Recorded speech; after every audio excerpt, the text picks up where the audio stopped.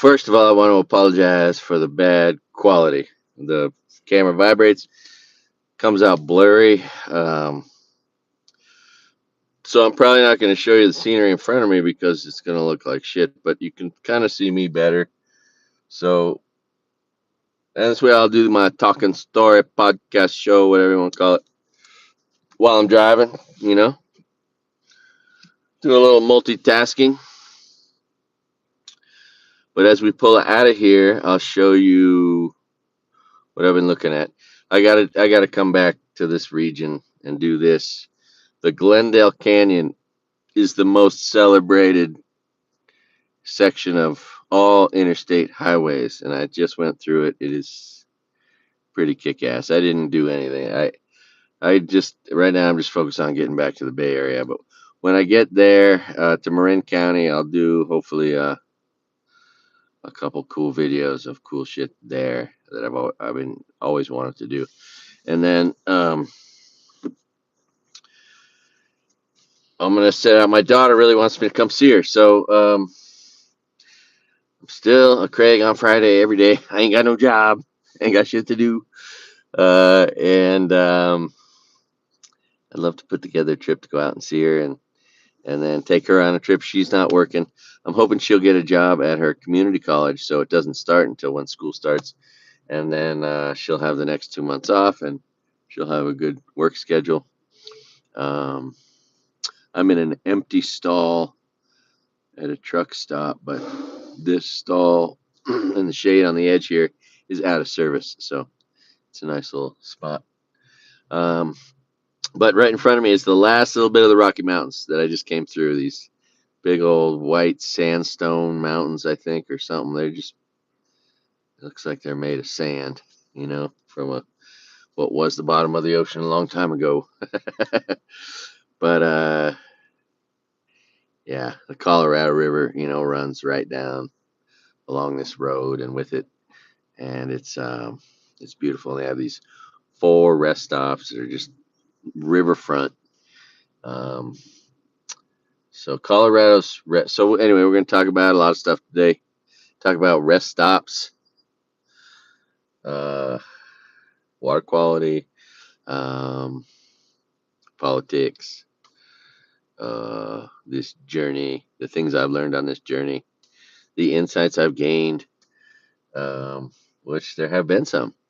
And now that I feel like I have a little bit of value to offer, I will spend my time potentially wasting yours. Uh, um, um, Describing these insights to you. Excuse me. Sorry, it took me so long. Like I just had to pass up. There's dispensaries everywhere. I haven't done one in Colorado. A review. I'll come back for that. You can only do so many dispensary reviews. If you buy an eighth every time you do it, I mean, you know. So yeah, look in front of me. A couple things right here that are pretty cool. So those are these big mountains, right? Big Rocky Mountains. At one point, there's a pass that's over 10,000 feet. It's high up, and the canyons are amazing. But also, who needs to write jokes when there's places like the Come and Go? That's got to be funny for everybody the first time they see it. I tell you what, that's just got to be funny for everybody that sees it for the first time. Who needs to write jokes when the world's just funny? Okay, I'm putting these on. Now, this is one of the things to talk about is the crazy speed limits, right? They're so fast. And I think it's about to go up. But right now it's 75 miles an hour. And I might lock it down at like 81, which I shouldn't even, I should just stick to 75. But I'll just be getting passed relentlessly. If I go less than 81, trucks will pass me. And they're supposed to go slower than cars, right? So um, actually keeps me sharper not having the glasses on. That's the thing. You got to be so sharp. Oh, here, I'll show you a little bit of what's in front of me, too. I'll show you a little bit of it, even though I know it sucks. It's a really bad view. Um, Blurry. Going west on 70. Right over there, there's a dispensary. I guess we're getting pretty close to being a border town. Of course, border towns, see how it's flattening out? So, what's next is the beauty of basically Utah, which is just incredible beauty, too. Colorado is so sick. I chose to drive. It took longer to go this way, even though um, so and I had to make a choice between hold on a second here. I gotta hit the hammer and lock it down at 81 miles an hour, and I'll still get passed all day. All right. And you might come in and out because we're going through some mountains, some big mountains, some canyons, but there are big old cell towers everywhere too. So we'll see. Okay, I gotta get my shit together here. Okay, we're doing 75. We're doing 80. We're gonna hit set 80, 81. All right. And this is slower than the average. I mean, I'm just going to slowly get past, but there's very little traffic, even though there's supposed to be lots because everyone's coming home from the kind 4th of July week.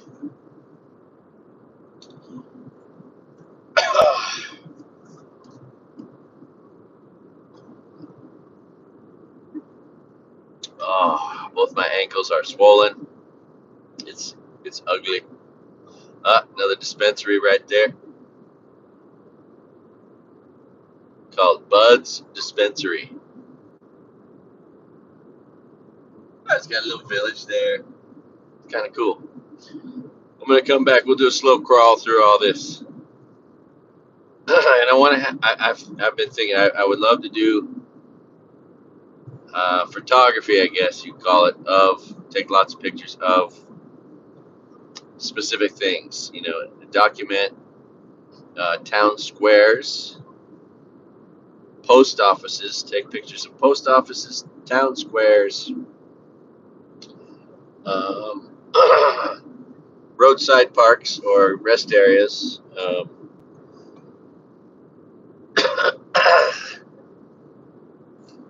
Excuse me.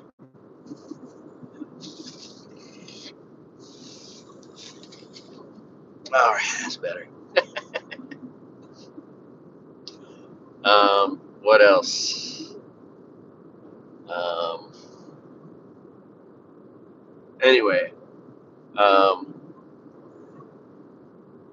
just pretend I'm a photographer, and because lately I've been taking a few pictures just for a cover picture for my videos, and they're pretty nice pictures. You know, then that'd be a way to reason to and a way to start my Instagram. So I need to do something like that. Diversify. Uh, so speed limits are crazy fast. And normally and often, if you're on a Native American reservation, you stay under the speed limit.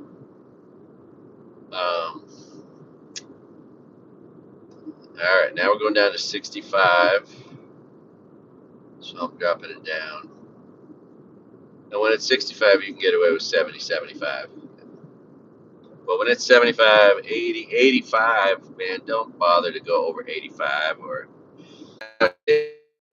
internet access. It's damn everywhere they can. So yeah, I chose to go through Colorado because they still have respect for women's rights, and they have been smart enough to legalize weed. And who wants to get arrested for having a little bit of weed? Not me. So that's one less state I have to worry about that, right? And then, yeah, I mean, yeah. So I don't know. And then when I was in Michigan, at Higher Love Dispensary, which was very well regarded, very busy. There were 5 dispensaries in town. Apparently, the other ones were slow. This one was slamming. It was a border town dispensary. Border town dispensaries get all those people from the other state that doesn't want their tax money. So in there was a guy from Minnesota who they don't have dispensaries there yet, although it's begun to be legal. And apparently, because of a glitch, he said that the gummies have been legal for a while. So he come over from Minnesota. There was another the couple I was talking to, and they were from Wisconsin, but they moved to Michigan, the Upper Peninsula of Michigan, because weed was legal there. They moved there because of that. So that's an interesting testimonial, right? And no one in that lobby, and no one I've met, and I've met, I talked to everybody. I haven't met one person that would even consider voting for the 34-time felon, right? The convict, traitor, 34-time felon. I have not met one person. Like, I don't know who's in these polls, but the people I'm polling are all like, shit, yeah, we gotta make sure we vote and try to protect our America's future from this traitor dictator, criminal, So, yeah, my anguish is shared. And that is, relieving. Like, maybe it's relieving for you to hear me say that and to hear my opinion of it, but my opinion is the same as everyone I've met on this trip. And I've just been through, God, I don't know, 10 states, through, Montana, Minnesota, Michigan, Colorado, Utah, Idaho, a lot of variety. I tell you what. So, wow, this is so beautiful. I don't know if you can really see it, but so it's becoming Utah beautiful, right? It's still Colorado. Oh, we're going through a tunnel, so I don't expect we're gonna have a good connection in here. Oh, we're back. We're back. Okay, these are the Rocky Mountains. Got the river right next to me. I don't know. We'll give you a glimpse of. No, it's a bad view, but it's all pretty beautiful, and a river right next to it to complement it. I tell you what. All right, so you get the idea there. Now there's this thing, you're not supposed to be in the left lane unless you're passing. But that's really messed up when the right lane is super messed up from all the trucks in it, right? It's such a bumpy road. I mean, you just don't even want to drive there.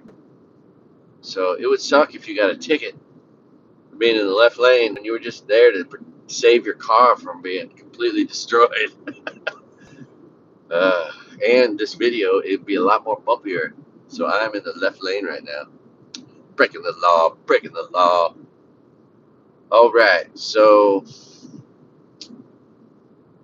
buttons, you know what I'm saying? Oh, someone's gonna pass me on the right. Now I feel really guilty. Here, I'll bump it up. Oh, is it faster now? I think it's faster again. See, talking to you guys, I get all distracted. Let's bump it up. We're bumping it up to 80. Because I'm thinking it's 75 now again. But when we get to Utah, we're gonna see 80. Is that a rest stop right there? What is that? A park? It's so good for me to stay engaged with the phone. It's really good for me staying awake, staying sharp. Okay, I'm moving over, getting into the bumpy lane. $3.19 a gallon. $3.19 a gallon. It's been anywhere from $3.19 to $3.60 in Colorado.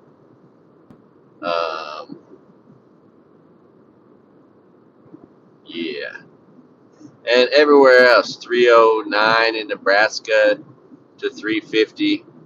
$3 to $3.50, just about everywhere. Sometimes as high as $3.80, but in that same state you'll find it less. And California was $4. gas prices are down measurably, like 25% from previous trips. So good job, go Joe Biden. We love you, Joe Biden. You know what I'm saying? It's so cheap. This car. Okay, so think about this. It's like it's less than 10 cents a gallon, but at 10 cents a gallon, I'm getting 1,200 miles for every $100, basically. Getting over 40 miles per gallon. So, I mean, it's basically $90 for 1,000 miles, which is doesn't seem too expensive. You know, it's a pretty good rate. I could do 6,000 miles for $550. You know what I mean? That's pretty cool. So, cost of travel is pretty low. Um, Pretty darn low. You don't mind sleeping in your car. See, the thing is, you never know when you're going to get the best hours of driving because you just get so kind of whacked out from it, right? So if I get a hotel room, I miss all those good hours I could have had. Some of my best hours in the middle of the night, early morning. Um, and then, you know, there's the times of day when you're just subjected to naps. You're just napping all the time because you're tired as hell. And, you know, you kind of never know when those times are going to be either. You just commit to going forward. All right. Man, it's pretty beautiful. It's Utah beautiful, though, you know what I mean? It's rustic and harsh landscape. It looks like the moon.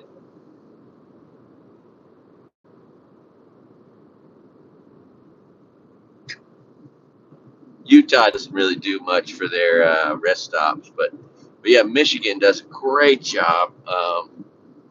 Nebraska's just okay. You know, they don't try real hard, but they do a pretty good job. They cover the bases. Their rest stops are probably. I'm pretty sure all my criticisms of rest stops are because of their age, right? They came out at a different era. Now that I've learned the history of them by finding the first one accidentally, and I went on a wrong turn, sort of. I didn't really want to go where I was. I turned around and drove back past it because I drove back into Wisconsin, and I didn't want to do that. I want to stay in Michigan. So even though it was on Highway 2, so in retrospect, I was just kind of lucky to find the first one, and it made in 1918, right? But what I read into it is the guys that were doing it just loved their state so much, and they didn't want it to all fall prey to any sort of abuse of corporate interests. So they used these and you know the cars sucked in 1918, so they needed to be able to pull over every 10 miles to like adjust something, or they were so bouncy on dirt roads that their backs hurt, right? But the first one was 320 acres, right? Purchased and left to be kept as a preserve. So, and then I think they just kept doing that, and I bet like the number of acres that their rest areas and roadside parks equal is just an astronomical number of acres that are being preserved for the citizens of Michigan and for nature's sake. And you know, because it's hard not to live in that environment and not be a nature lover. I mean, the Upper Peninsula of Michigan is so special and beautiful and affordable, and it's still cold up there. So when I guess when it warms, I mean, it's really interesting. That whole upper stretch across, you know, it's expensive in Montana, but I think the up stretch from Montana, once you leave Montana, uh, North Dakota, Wisconsin, Minnesota, and then Upper Peninsula of Michigan, um, I'm pretty sure you can find a pretty affordable house up in there, and you just might love it. Anyway, granted, it's a long winter typically, but those long winters are getting shorter, and you know, it's an interesting realization. It's it's so much coastline. I made that video of that damn beach. I mean, it's like a 2 mile long beach. Again, the founding fathers of Michigan. It's an old roadside park with a spring just jacking water out of it, and barbecue pits in all of them. So, I mean, who thinks of traveling with coals and a cooler of meat prepped and ready to? I'm just getting past. I love it. And I'm doing 75. I gotta get my. Pardon me. Okay, we're getting it up to 70, 79, 80, 79. All right, I'm locked in. 79 miles an hour. Okay, focus. I got tons of coffee here. Tons. My butt will give way probably before my mind. But yeah, my mind just unfolds after enough hours of driving. I don't know how truckers do it. There's no way I could be a trucker. I'll be falling asleep all the time, pulling over all the time. Gotta take a nap. Gotta take a nap. Uh, Grand Junction, next 4 exits. This is the pretty much the last city, town. Maybe before I leave the state, there might be a small town or something.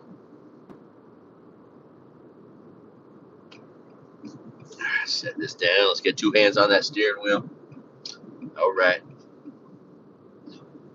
Okay. So yeah, Maverick, a Utah company, purchased the Come and Go. So many of those Come and Goes will become Mavericks. You know, you heard it here. Mavericks do a good job. Their stores are clean, pristine, well stocked. They have something for everybody. They're kind of like tiny buckets. Man, these mountains are interesting. Just sand, mountains made of sand over here. Everywhere, sand. Here, I'll show you. Look, just sand. We should mine sand here. Everything is made of sand. It's crazy. Okay. Woo! All right, we got some action. We gotta move over. People getting on the highway, and the guy was in my way. All right, now we're cool. We are hella cool. Okay, here we go. Here we go. Set. Boom.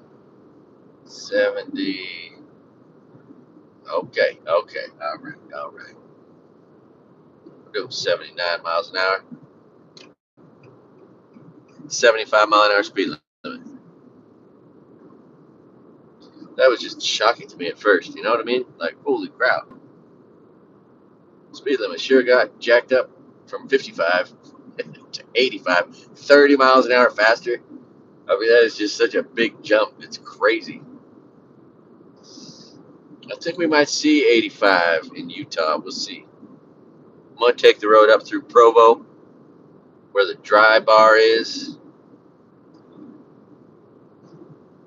But there's nothing there. They open like once a week for that one show that they put on social media. I think they drive all their income from social media.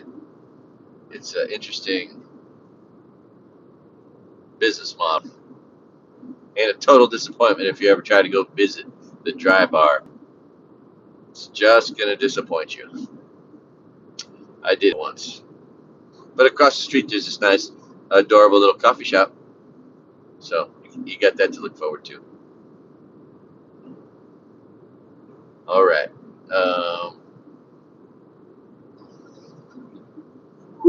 So yeah, Highway 2. Now, in the history of highways, that was the first one cross country. It was a dirt road. You know, in, in 1918, 1919, 1920, when the first Model T Fords came out, that was the only road across the United States. And then before Ike Eisenhower redid the highways, Roosevelt did. Teddy Roosevelt did, and in like the 19 whatever, I don't know, 1925 or 30, and I don't know. Yeah. Anyway, whenever it was, it's on these plaques. We'll see it. Uh, is it Theodore Roosevelt anyway, a Roosevelt did the first highway project, and that's when they paved Route 2 across the High Line across the United States, and it has remained there ever since. Realizing it's like Highway 6, I think, is like the old highway in this part of the country that went coast to coast, because I mean it goes through Chicago, goes to and through Chicago, and then beyond it goes. So I might experiment with Highway 6 someday. I don't know, but why when you got this? But yeah, so Route 2 killer all across the. I stumbled upon it because that's where Malta, Montana is, where my great grandfather's buried. So I went there for Malta, Montana, and then I found Route 2, and then again, like the rest stops, they were made in like 1950 or 55 or whatever. So that's why they're pretty sparse. They're just a couple bathrooms and benches. In some cases, maybe barbecue pits, which are always a really cool thing to me. I look forward to when I'm going slower and cooking steaks along the way, or fish, or what have you, chicken, um, alligator. Be fun. That'd be interesting. The different meats you can cook on your grills across the United States, depending upon where you are. Montana, you get some elk. In Florida, Louisiana, you get some alligator. I'm sure you get some frogs in some places. Anyway, 70. State law. Move over or slow down for stopped vehicles. Okay. Yeah. Be mindful of that. If you see someone pulled over on the right, you move over to the left. Always. Truckers are real good at that. But so are most pedestrians. So, ah, so what a good life. We're headed towards the border of Utah. Headed towards the border of Utah. I think we're going to see even faster speed limits there, if I remember correctly.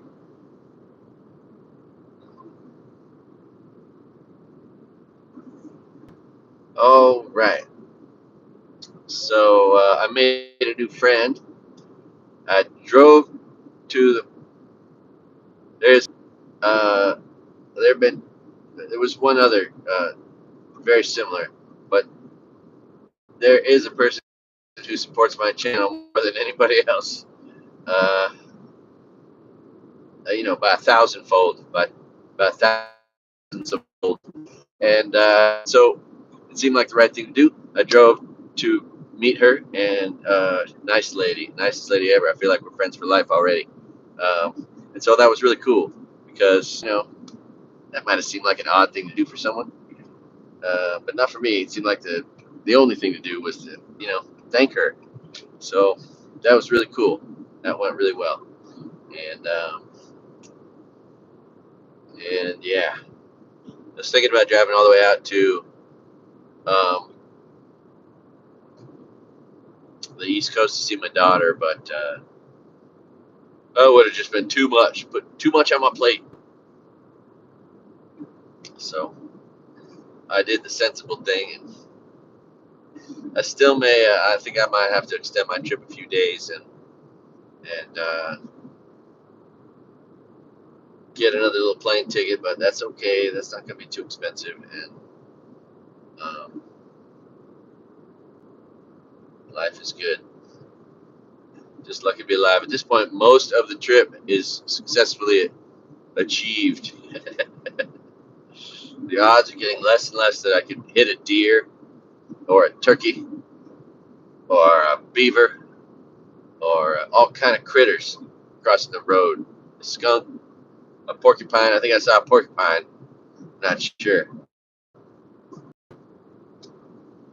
All right, taking it off of cruise control.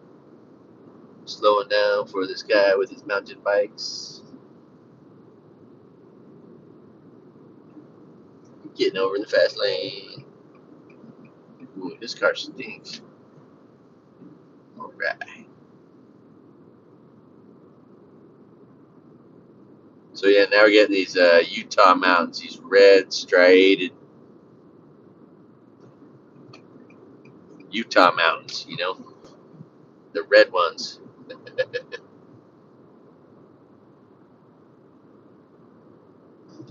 And it is flattening out. All right.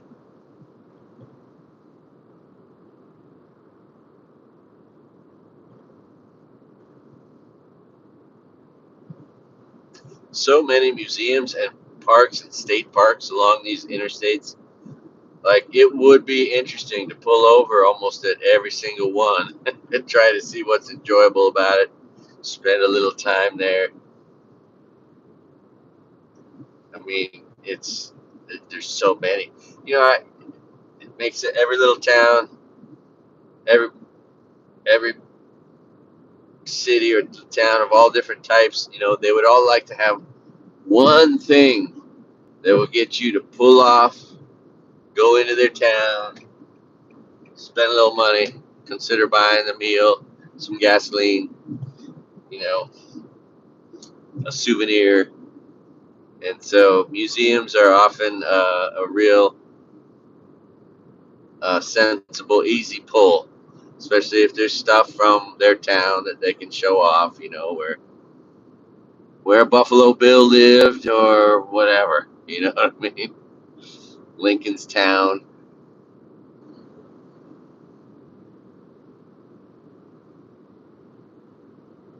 But yeah, it's funny. I was thinking, and talking about how it'd be cool to buy a fixer upper, but shit, you can buy a house that it's mostly it won't be a lot of really old houses in the upper part of the country. But you can just buy a functioning house for so affordable. I mean, for the cost of a car, really. All these trucks around me are $100,000 trucks on this road. All these freaking Super Duty, extra huge, powertrain, Hemis, the Platinums, the Limiteds. These are $120,000 trucks. There's whole towns that don't have but a few houses that are more than the cost of those trucks, which is really interesting. Considering where I live, you know, you can get a fixer upper for 900,000. Shucks, gee whiz. All right, we're getting out here in the big mountains. We're at 23 miles to the edge of the city now. There are mile markers across the state, and they either go up or they go down. And so, if you don't know that, now you do. You can count up, and when you're counting down, it's cool because you know exactly how far you are from the edge of the state. When you're going the other way, you don't really know how high it's going to count up. You just know where you're at. So, but in retrospect, so I'm guessing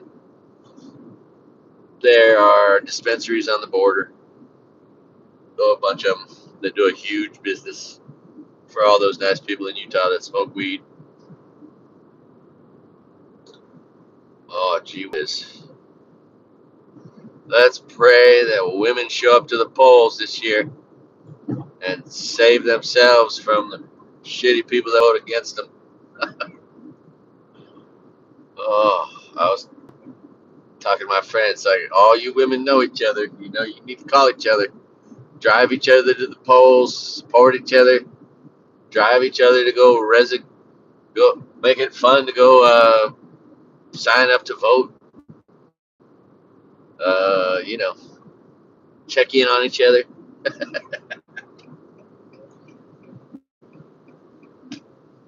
tell all friends, call 2 friends they don't know, talk to them. Network, ladies. Women got to rise up, save America. Oh my God, that 2025 project is just the Federalists and the freaking Heritage Foundation are just Nazis. They're fucking Nazis. It's sick. It's crazy. Oh look, rest area, welcome center. Let's go look at a rest area. Next right. Ooh, I gotta speed up. Next rest area after this is in 24 miles. Okay, it's gonna be Colorado's. They got like 2 vending machines, like one of snacks, one of drinks. Some have like 6, 7, 8. But so that's like a moderate number, better than nothing. Um, and they're often off the road. They're not like right here. They're like off in town somewhere in a parking lot. So that was a way for them to draw you into town just a little bit, to maybe look around and notice something better than one where there's no way you're gonna spend any money, right? So this is good for commerce. Let's see. So yeah, so instead of pulling off on the side of the road, this is what happens often in Colorado rest areas. I gotta go across the highway, across from a gas station, and you can just see way out. All right. Oh, look, there's a Colorado National Monument right there in front of us. Look at that. All right. Or maybe that's not the monument. I don't know. Okay, doing a roundabout. We are in a roundabout. Yes, we are. Okie dokie. Oh, got another roundabout. We got two. We got a roundabout. 2 roundabouts. And there's got to be a rest area. Oh, I see. It's over here. See, it's part of the town. You got to look at all these places to spend your money. All these places to spend your money. Oh, I'm gonna go back around because I did not turn off in the right place. Apparently. Apparently. Okay, there's the right place to turn off. Okay, and everyone has to yield for me, I guess. Okay. All right. We did a little roundabout and a roundabout. Okay, now I guess I gotta go down here and make a U-turn. Is that how it's gotta work? Okie doke.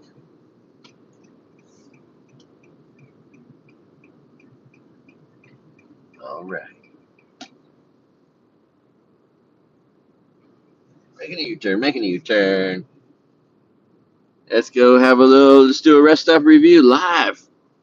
Oh, provocative. Okay, here we go. I'll turn the camera, even though I know it's blurry. I'm gonna let you sort of see it. What is this? One way? What? What? I can't drive in there. How do I drive in there? Shit. Okay, this is hysterical.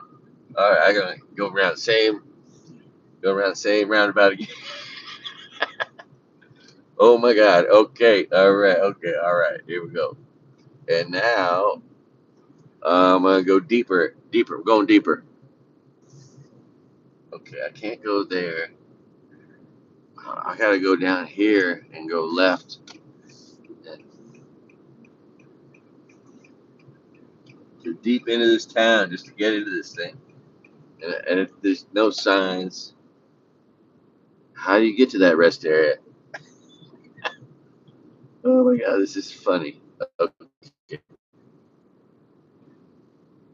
it's way over there. It's way over there. What? How do you get there? Okay, it's over there. It's over there, right there. But there doesn't seem to be any way to get into it.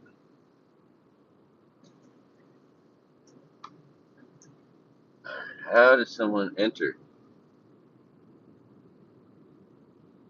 Oh, I think I'm coming up from the behind. I think this is gonna be the way. Look, there's a helicopter. They have a helicopter. That's a feature, like an art installation. All right. Okay, actually, there's a frontage road here. No idea how anyone could have got to it. Oh, and there's a sign rest area. Okay, we found an entrance. That is exciting. Okay, here we go. There we go. I'm gonna show you this magnificent rest stop. It's gonna be just all right. Welcome to colorful Colorado. That's the exact same sign they have on the border.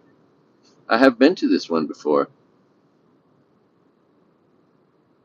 Yeah, it's lovely. Look over here. Oh, looky there. The Western Slope Vietnam War Memorial Park. A real life helicopter suspended in air in action. Okay, and then over here, we got the rest stop.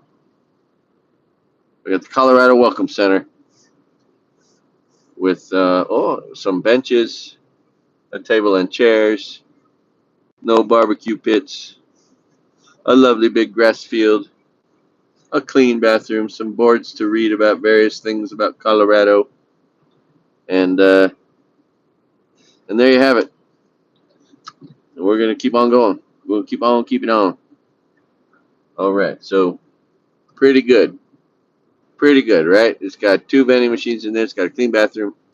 It's got benches and chairs and tables and some space, some parking for truckers, and not bad. Not bad. I wouldn't give it maybe 4 stars, but pretty close. 3.8, a high standard right there. But what will make it better? More parking for truckers, barbecue pits, a second. They've got one set of bathrooms in there. A lot of them have two sets, so there's always one being cleaned by one while one is open.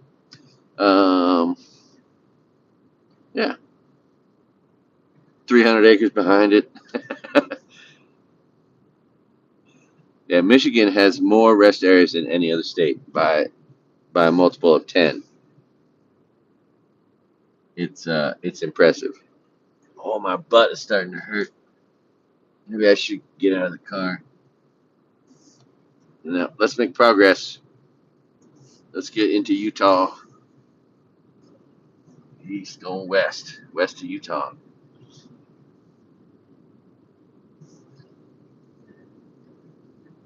Let this guy go ahead of me so I can get over. What is he doing? Okay, go ahead. You just do what you got to do there, boss. All right, we're gonna work together. Okay. All right. All right. We going west to Utah. Good times. I tell you what, it's fine. There'll be another rest area up here, not too far up, and there'll be one right on the border or right after the border. That's often the flagship, the one that's good. Um, like a state might not really care much about their rest stops, but one on the border might be the one that's pretty good.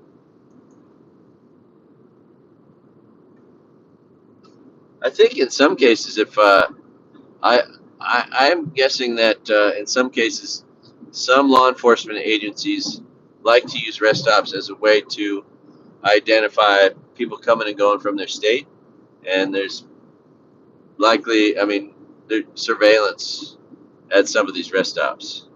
Um, I mean, there's some that's right there, visibly obvious at many of them, but you got to wonder to what extent are those cameras utilized, or what technologies hooked up to them? Do they have license plate readers at rest stops and shit like that?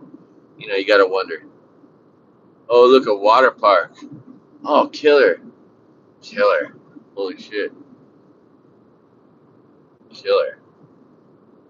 Like not a water park, but a place for wakeboarders to do tricks. Like a skateboard park, but in the water. That was pretty cool. All right, it's flattening out. We're gonna have some really long roads ahead of us out here. A lot of geologically interesting landscape. A lot of sedimentary layers, striations in the earth. Going over the Colorado River or some old part of it. Oh yeah, my butt hurts. Oh, whew.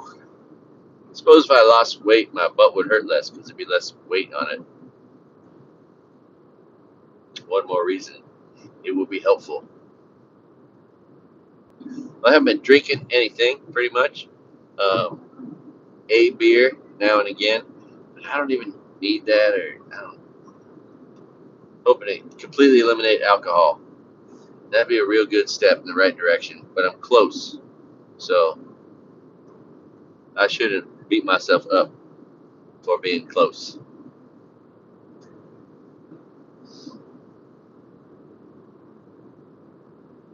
Just realizing it would be real smart for me to start taking the health of my liver very as an important aspect of my future. I'm curious, to check your liver, they just do like an ultrasound, like for pregnant ladies. It's not a very difficult, it's not invasive. They can find out real easy. So maybe I should do that after I get health insurance. All right, we are doing 85 miles an hour. I should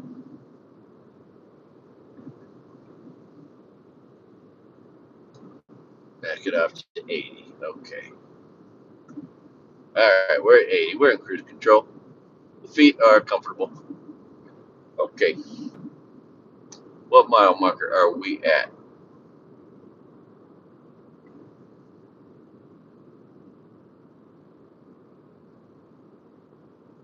I like all the little travel methods, whether it's a little trailer or, um, the camper on the back of a pickup truck. I like. I would hate to be encumbered with a giant beast of a vehicle that I can't park easily, can't pull off and on easily with, and I mean it would just be, I think, a nightmare. I'm passing a little scamp. Those are pretty cool. But even just someday, maybe a vehicle that was rigged so I could just sleep in it on my back comfortably. That would be pretty cool because I like the idea of being sort of invisible in a car. You know.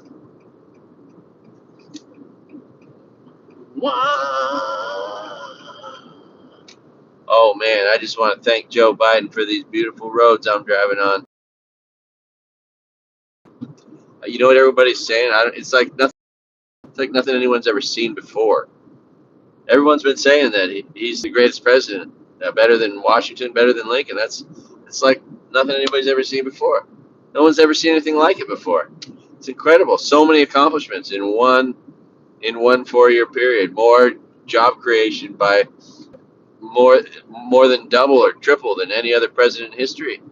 I tell you what, brought inflation and unemployment down from like 9 to 3% in both cases. Unbelievable. No president's done anything like that before. Stock market's up 25% since Joe Biden got in office. That's incredible. Good job, Joe Biden. Thank you, Joe Biden. Oh man, everyone's 401k is way up there. That's only like a small percentage of the country, but um, you haven't heard my message. You too can invest your own money in the stock market. You don't need anybody's help. Buy 20 different companies, all that pay dividends, hopefully, and then have a diversified portfolio of 20 companies, all paying hopefully dividends of 4 to 6% or more. That's all you got to do. Look around. What are you wearing? Buy that company. Who's your phone service provider? Buy that company. They pay good dividends. AT&T, Verizon both pay 6.5%. That's pretty good. Just saying, right? You don't need a financial advisor to tell you how to do that shit. And that's how you get rich in America. It's not a get rich quick scheme. It's the same simple method that most people that have ever gotten rich have ever used. It's the stock market. Sell all your homes unless you're using them yourself. You know, a second or third home, that's cool. But if you have investment properties that you're just prostituting, sell them all so that families can own them, and then put your money in the stock market, make 10% on it, and sit back, stop having to worry about fixing rooftops and shit. You know what I mean? That'd be the American thing to do. Same with you corporate freaking leaders, man. Cut loose all your homes and get them out there. And then if you're selling your home, tell your real estate agent you only want to sell your home to someone who's going to live there and either raise their kids there, or if they're older, wants to die there. People that want to live in the home, pay a mortgage on a house they're living in with the roof above them. That's who you should want to try to sell your house to.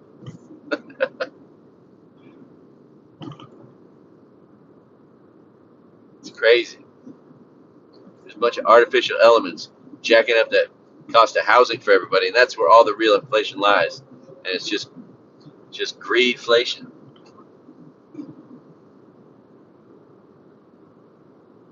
Oh yeah, it's so beautiful, America. It's so beautiful, so amazing.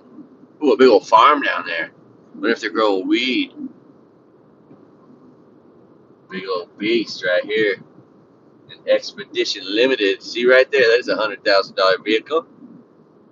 You could own that $100,000 vehicle, or you could own a home in the Upper Peninsula. Anyway, I'm just saying, it's pretty cool. Like, who the hell wants to move to fucking Arizona? Jesus, people are crazy.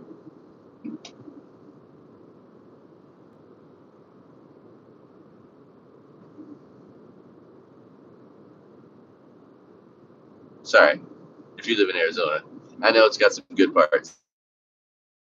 And they got an adorable little jazz there too. Tell you what. Um,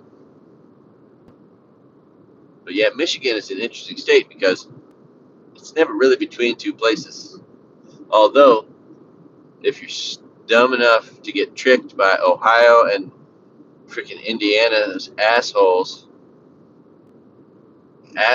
Ohio, Indiana, fucking piece of shit, fucking politicians have made it so that whole 450, 500 miles is a toll road. 80 and 90 converge right there, and they just screw you. They don't give you the option to get off the highway like New York State does. Last exit before the toll. Very nice of you, New York State. Thank you for that. Uh, they just fuck you. They fuck you on the border. Because why? You're not going to want to stop in either of those states spending any of your money anyway, right? So they're like, well, they're just using us for our roads, going from here to there. We need to just trap money. And so they just trap money from people. And there is nothing more antithetical to freedom. The antithesis of freedom is a fucking toll road. That's something I'll tell you what. Every American agrees on. I can survey 100 Americans about toll roads. 100% of 100 Americans, 1,000, 10,000. I can survey 1 million Americans. There will be one person that says, "Yeah, I really love toll roads. Those make my life better. I really like them." Fucking Oklahoma just fucks everybody. Another red state. What's up with the red states? And they're just fucking. They're taxing. They're taxing and taxing. You're supposed to be. We don't tax and spend. No, you're just taxing everybody. Oh, it's gross. And you're like, oh, that's how we're gonna. That's how we're gonna offset you people. You won't have to pay taxes because we'll just jack everybody that drives through our state anyway. So yeah, you got to go on one of those lower highways through Indiana and Ohio. Do not go on 80 and 90, which are one highway there because they converge at the Great Lakes. So annoying. Yeah, that's something every American can get behind. Let's fight against toll roads. I'd love to have a president that said, if I run for president someday, I'm going to run on my how pissed off I am about toll roads. How we gonna get rid of them? Give only people that got to pay tolls if we're gonna have toll roads, and maybe we'll make bridges the same thing, man. Unless you make under 150,000, or if you make over $150,000, you got to pay tolls. But anybody that makes less than $150,000 a year, it's free tolls for everybody, and everybody after they, will just get like whatever, a free pass, and yeah, we'll just stick it to if that's what you want to do. But it's just such a tax on the poor. People who can afford it, who it doesn't affect their life in the slightest. They don't give a shit, right? But the poor people, it fucking affects the shit out of them. So it's just cruel and unusual punishment for poor, right? People on a budget getting fucked by tolls they didn't anticipate. It's like when an old lady's property taxes goes up. Cheers to you.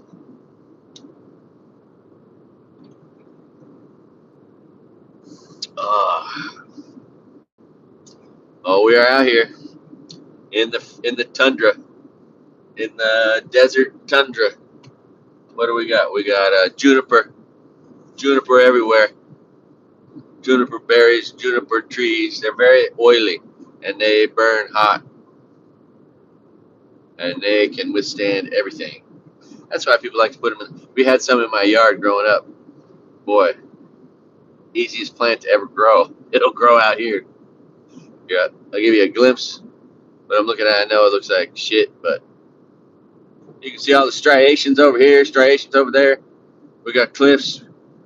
We got a lot of light brown everything. Everything looks like sand. Oh, it just goes on and on. All right, here comes. Oh, two mile marker. Oops, wrong way. Oops. Gotta stop. Okay, 2 mile marker. So that means we got 2 miles till we get to Utah. I think the speed limit's gonna go up. There's nobody behind me for a mile, which I like. I like to get in these zones where there's no cars. Like up ahead of me, there's 10 cars or 8 cars all sort of close to each other, and I don't know why. I like being anywhere ahead of them or behind them, but there's no cars. No chance you can hit a car when there's no cars.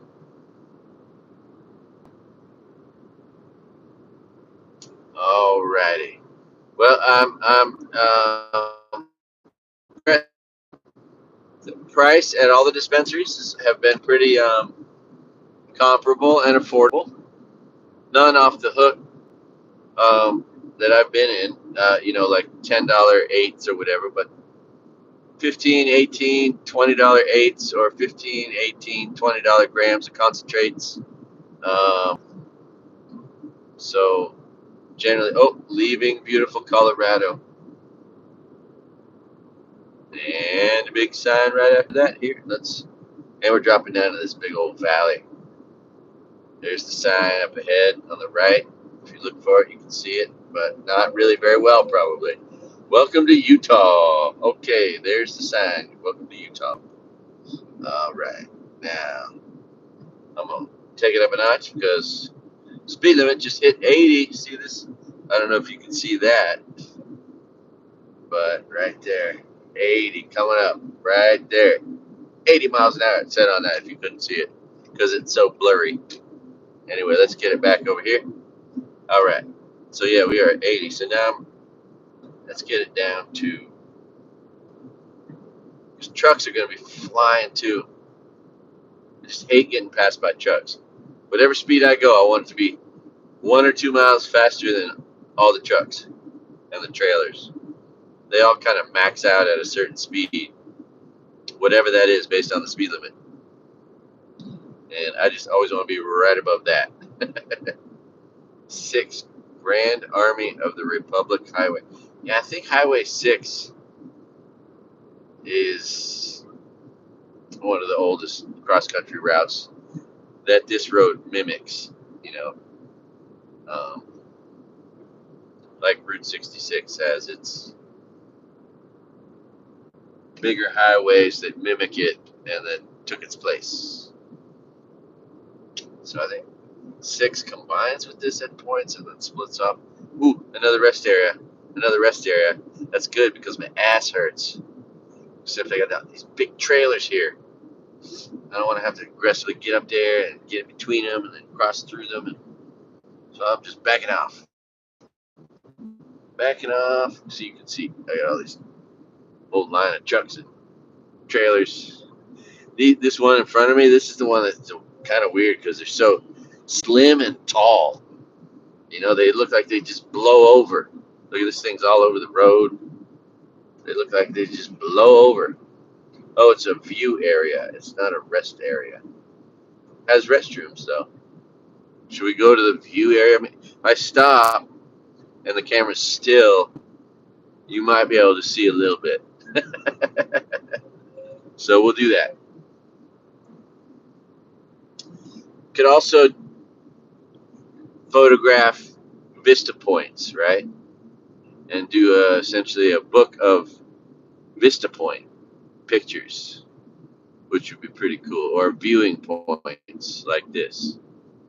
These special little view area. Oh, my butt hurts so much. All right. Yes, and it's so this is an old rest area like thing. That's probably, you know,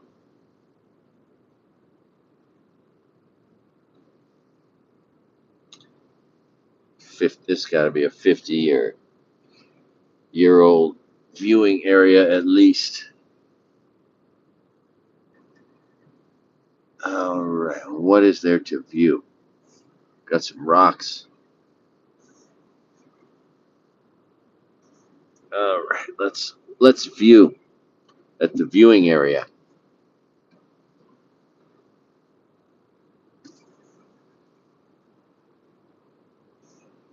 There's the view at the viewing area. All right, I'm just gonna get out here. Oh, oh. Let's see. All right. Oh.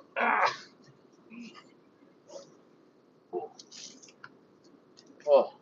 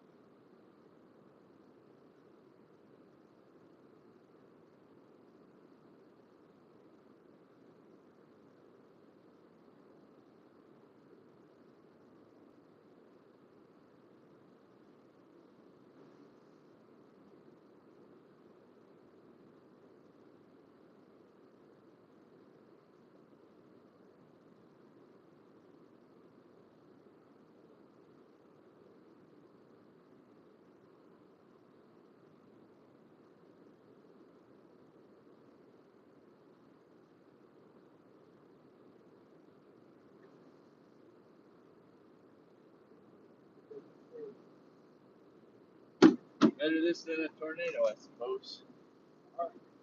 There you go. There you go. Sounds like you're from Florida.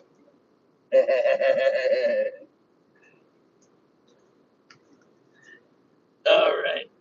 Oh, okay. Let's just do a little more viewing. Okay.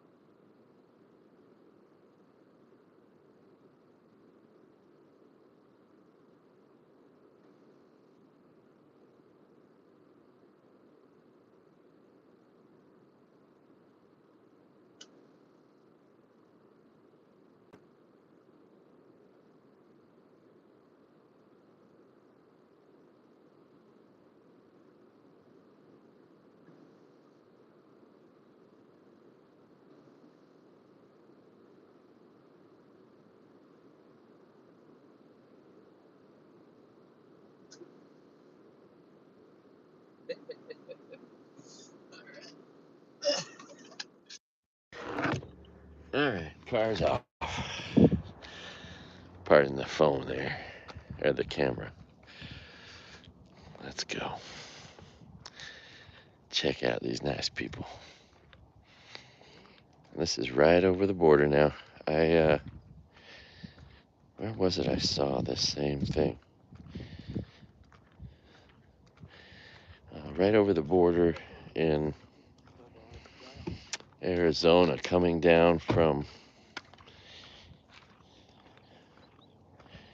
Utah. Yeah. Aloha. Good looking dog. That's a compliment nobody minds. Look at all this cool jewelry. If I had some, I could get some for my daughter. Turquoise. $50, $60.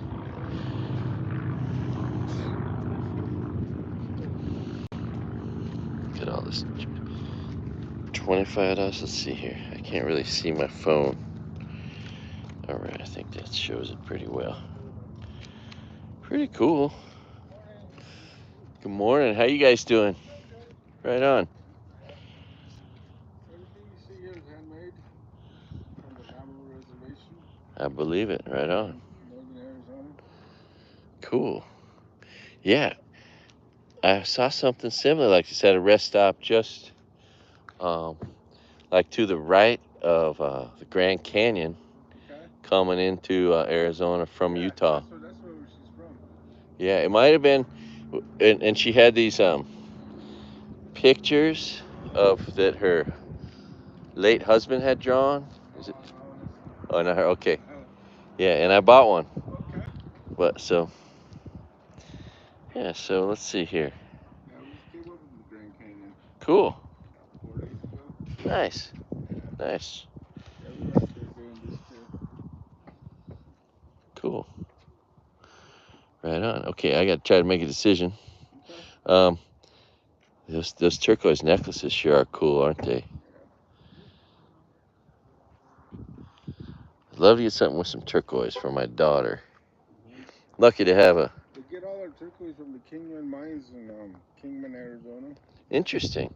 I always wondered where a lot of this stuff is, found. Our stones and rocks, we get them from rock shows at Court Site in Tucson, Arizona. Really? Yeah.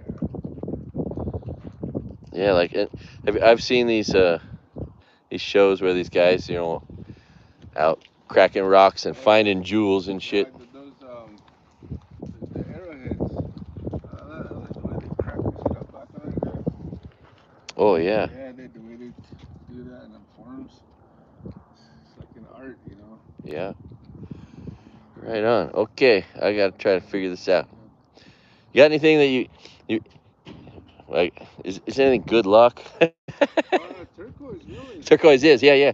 So I thought maybe that might be that case. Okay. Yeah, there's for good fortune also. I like. Ooh, those are both cool, and I like $25. Mm-hmm. That's a good price point for me. Okay. Oh man. And see, Are those wood beads? These right here? Yeah. These are cedars. Yeah. See those right there? Killer. That ones? Yeah. Yeah, they dry up and they make. Oh, those are those berries. Those juniper berries. Those are juniper berries. And you Fast. get gin out of that. Yeah. That's why it's so hard on your liver. That shit'll kill you. Yeah, but those are that. It wards off evil spirits at night. So Cool. any nightmares. Which one you like more? That one with the beads, or the one right next to it? The little cluster. This one's the tree of life. Oh, that's the tree of life? Yeah. Let's get that one. Okay. Let's get them both, actually. All right. Let's get them both. 45 for both? Yeah, we can do that. All right. Now I feel like at least I tried to bargain a little. Okay. And I didn't try to bargain you down too much. You want a bag? Where I'd be guilty feeling. Sure, yeah. Yeah, that's a good idea.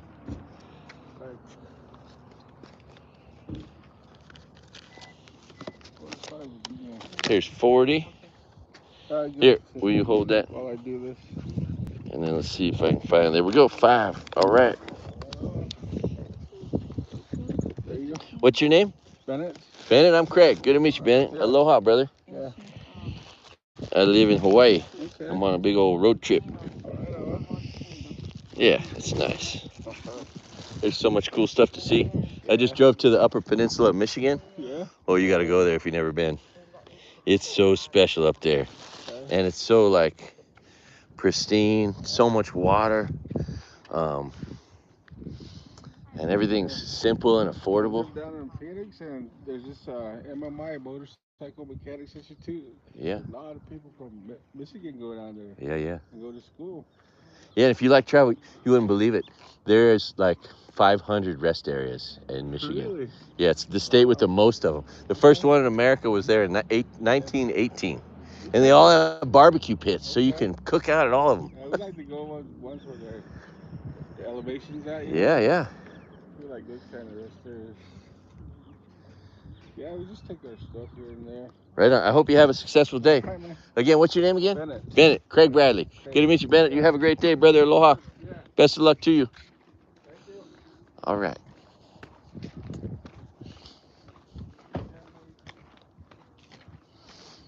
All right. Yeah, maybe I'll give both those to my daughter, or I'll find someone else to give them the other one to. That was my mother's favorite stone. Here, I can just, no, you don't need to see my face. This is all interesting. You got the van lifers. You got the big trailer people. See, that's just so much shit. That truck right there behind me, 100 grand. And that rig behind it is another 100 grand, right? That's 2 houses in the Upper Peninsula. Look at that sweet rig. That's the Dave and Matt van.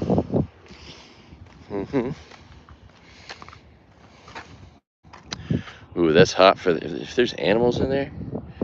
That looks like it's got horses or cars. I wonder what's in there.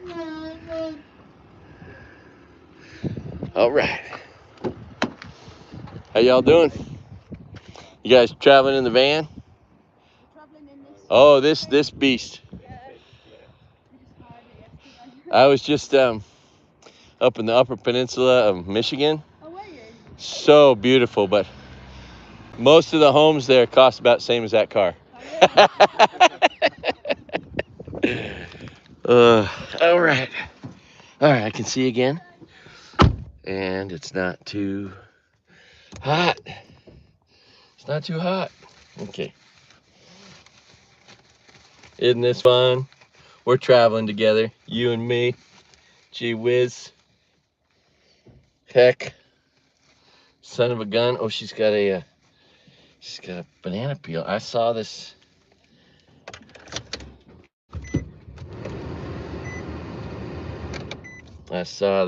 Thing in a rest stop explaining that a banana peel takes 1 to 2 years to decompose. Yeah. So even a banana peel, don't be tossing that. Orange peel, same thing. 2 years. And then it said plastic forever. Breaks down. Maybe we should stop making plastic. Okay. I'll give you guys a view here.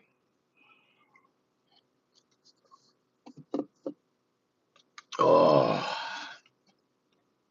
Okay, I gotta get some air going. Gotta do that. Gotta love this new car. Okay, here we go. Let's see. All right, so you got to see some view. All right, let's get serious here.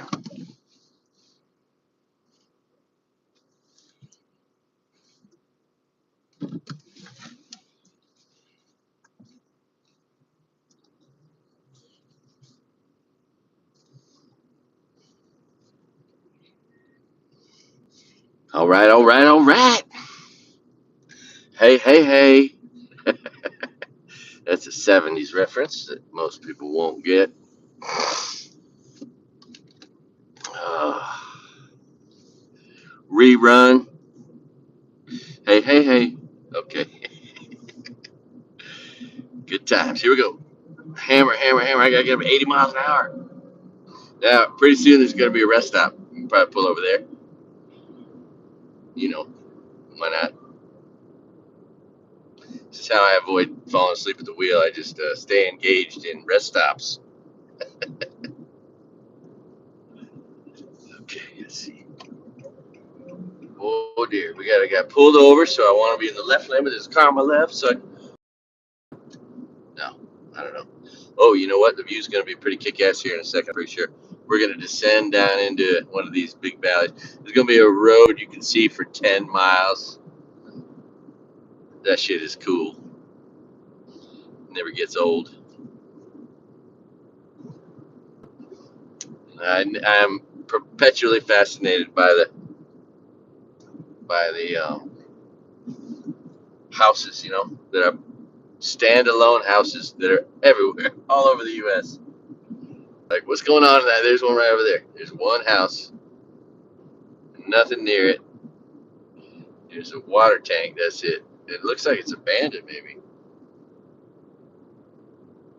or whoever lives there doesn't have enough money or the desire to paint it. Needs some paint. Anyways, there's a surveillance camera. You got to wonder.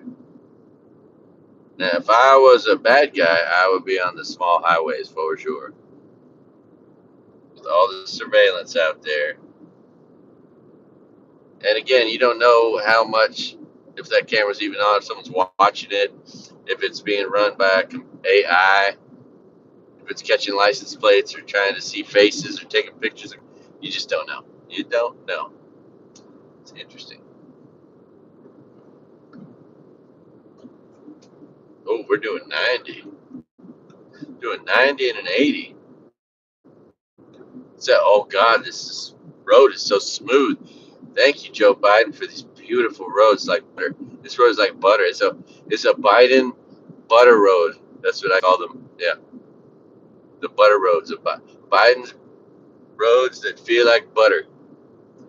Yeah. Thanks for making America great, Joe Biden. Gee whiz. Let's hope that traitor don't get in office and destroy the world.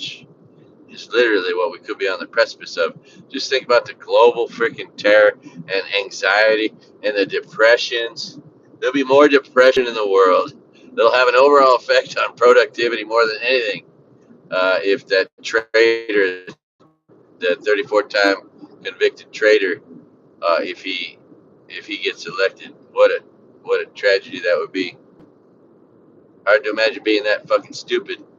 But that's why, Republicans, they really don't like that criticism. They're very sensitive about being called stupid because they are stupid. That's why they really can't take it. They're so far from common sense. It's unfreaking believable. Children can see through the fucking Supreme Court. I mean, it's crazy. Oh, anyways, yeah, I was thinking I should take a road trip, right, for many purposes, but also to do what I can to spread the word, like it's the gospel. What is it's the don't vote for a traitor gospel. Sorry, I'm trying to get this fly out of here. Um,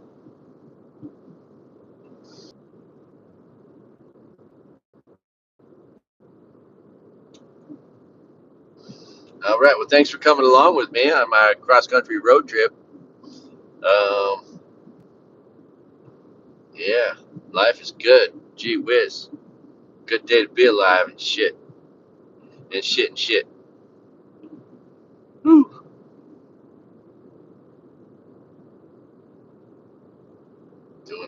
Let's tone it down, dude. I don't think I need to do 85. Let's see, we got this Porsche Cayenne right here with its $10,000 bikes on the back. That whole rig is worth more than a house all over the country.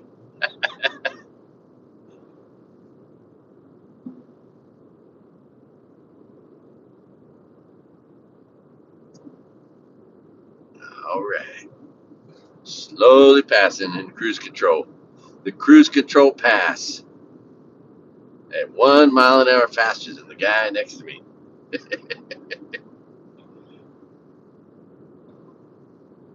Oh, that's right. I got to stay focused. There's a road up here I got to take. It's going to peel off. It's going to go towards Price and Provo. Price and Provo. That's what we're looking for. Ooh, we got a car coming up fast. I got to move over. Stepping up so I get some space on that Cayenne. And then we'll let this guy zoom past. So let's see. I'm doing 85. This guy's going to pass me like this. Let's watch him pass. So if I'm doing 85, he's just cruising at 95, 97, 98 miles an hour, darn near 100 miles an hour right there on the highways of America. It's a beautiful blue BMW right there. My goodness. Oh, and here's that road straight ahead. It goes for miles and miles and miles and miles. And then some more miles after that. Okay. All right. That's all blurry. You don't need to see. I know it's barely a consolation, but my less blurry face is better than just nothing. You can't really see anything. We got sagebrush, we got juniper berries, we got some dry grass. Uh, might even see some tumbleweeds. Who knows? Getting into Utah here. This is kind of mid southern part of the state. Moving up, we're going to quickly be taking a right up towards basically to Salt Lake City, where we're going to catch 80 and then take that long stretch of Nevada. And that's the last stretch. I'm thinking it would be pretty cool maybe to turn the camera on live and show you what it's like just entering the backside of the Sierra Mountains, because it's kind of a beautiful sight. Um,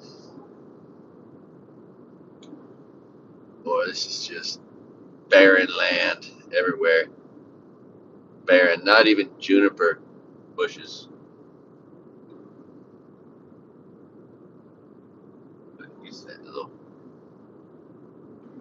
And out here pretty soon we're going to see a house. Out in the middle of nowhere in the most barren land ever. And you're going to think, at some point, someone saw this area and said, I'm just going to put a house right there. And then they sure as hell did. And then they lived in it.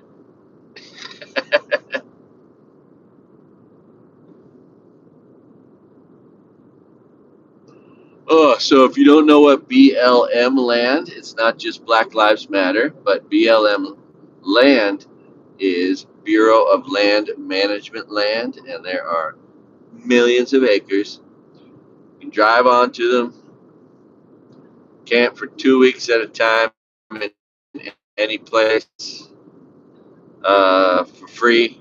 You can shoot a gun on them. You can ride an ATV.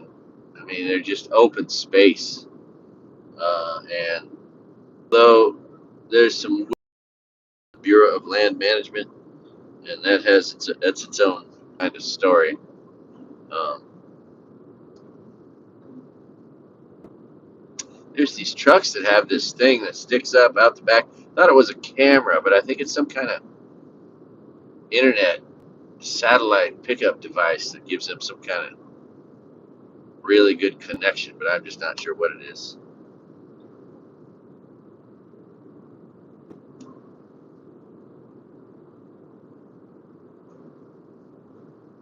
Oh, I wish I could play the radio right now. Oh, there's a good story. The radio stations across the United States are still really good. A lot of great rock and roll stations. Thank God, you know. That is a bright spot in America. All of our good rock and roll on our good radio stations. Come on, fly. Get out my car. God, it's just really annoying. This fly. There's a nice mountain over here to my left. I'm not sure what it is, but it's a nice mountain. It might be a mountain I've seen from Colorado, those Spanish some mountains. I don't know.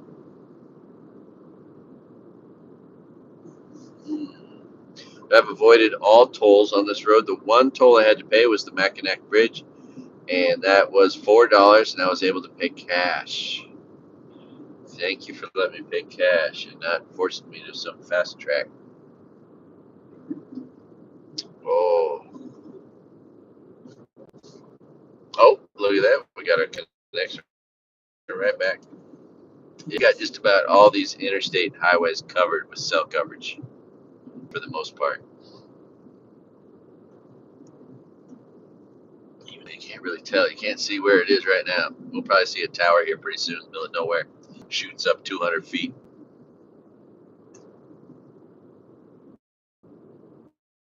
Truck, and they're towing a giant trailer, and then behind that trailer, they're towing another vehicle.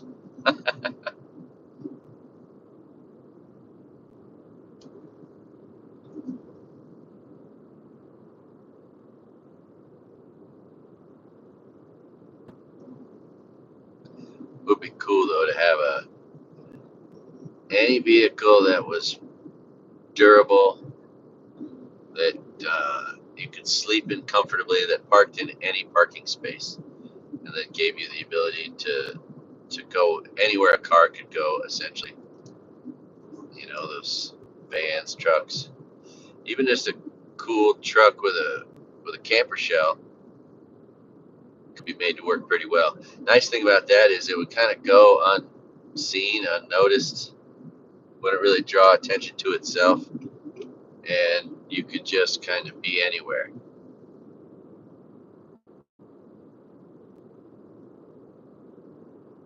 What's this guy doing?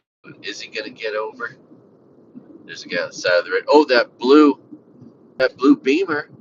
Maybe they're changing drivers. Hopefully they don't have a problem.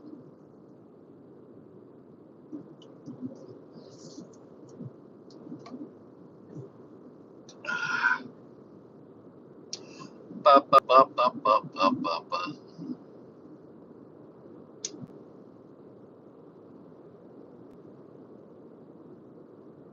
Oh man, look at this. I mean, just you can't really see it, but you can. It's just desolate. Is all there is in front of us is desolate. Not a house in sight anywhere. Just piles of sand dunes everywhere. So barren that just nothing's growing on it.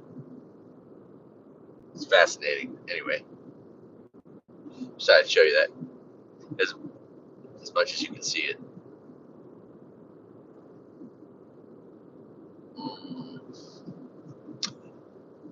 Alrighty, well, let's finish here. I haven't really watched any of the current events. I don't know what's going on.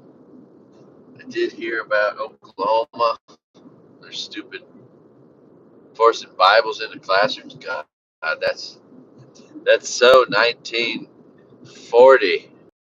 Like, it's so far from anything that makes sense in today's world. And religions have all just made themselves look like a joke.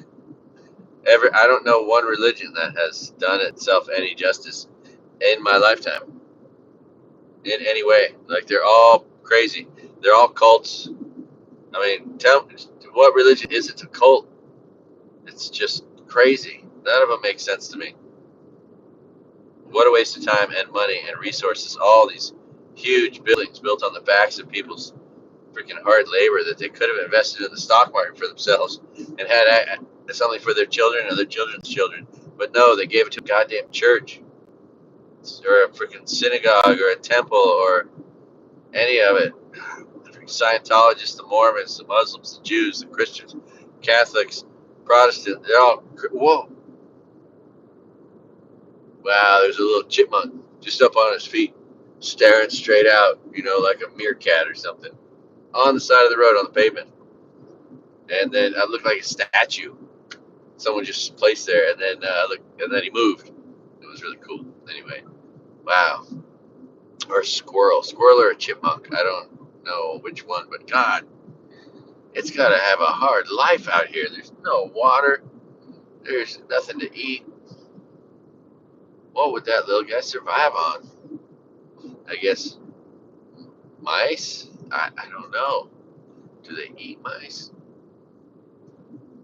I don't know.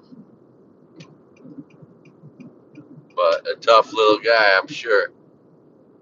He'll survive out here.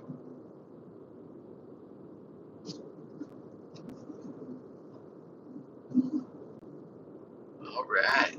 206. We are counting down. 206. Come on. Get out of here. Get out of here. Did I get him? I might have got him. I might have got him. All right. Oh, we got railroad cars on tracks. Stopped. That's always interesting. Have those railroad cars on tracks been stopped for 20 years, or did they stop today or yesterday? Cisco South. Hold on a second. I want to see how far away this is.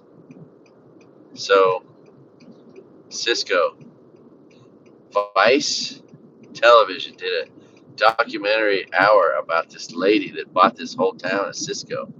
And she was an artist, and she wanted to live out there all by herself, and then she had to get a gun to make herself feel safe. And I just want to see how far Cisco is from here, because I always thought it would be cool to go visit her and have a conversation with her.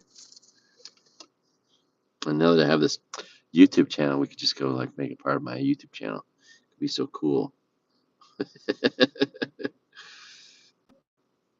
All right, let's see here on the map.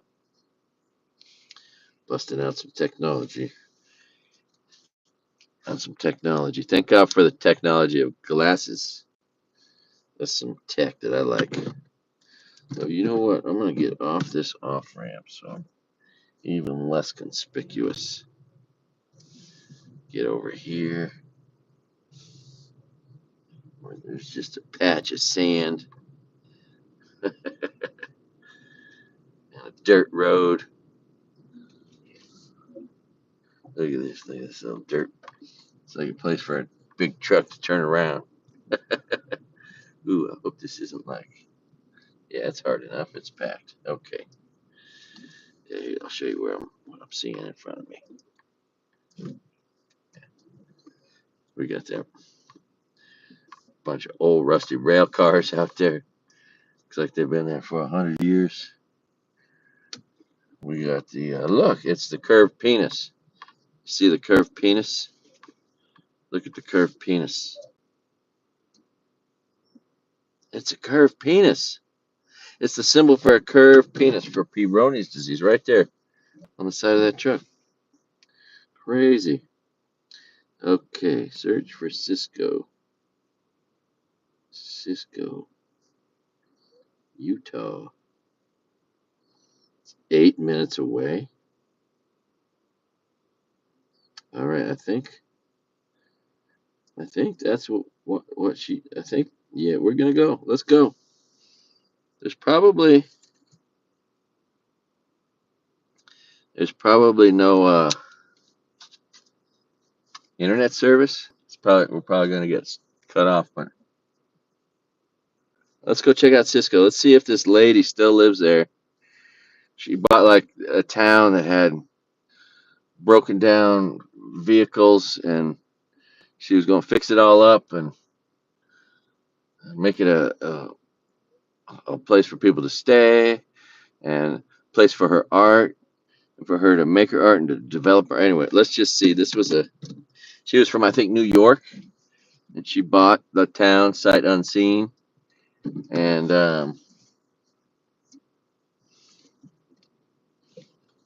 let's go back up this embankment. Is this guy going to use it?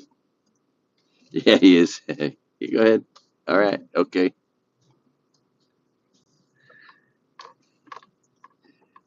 All right. Let's get up over this embankment here. Beep, beep, beep, beep, beep. All right. We're doing it. We're going. Let's go check out Cisco now. I might lose you. If I do, I do. I'll try to make a video out there of her, I guess, or something like that. But let's go see. This is 8 minutes away. That's not very far as the minutes travel. So it's got to be 8 miles, 5 miles away. 5 miles away. Yeah, according to this.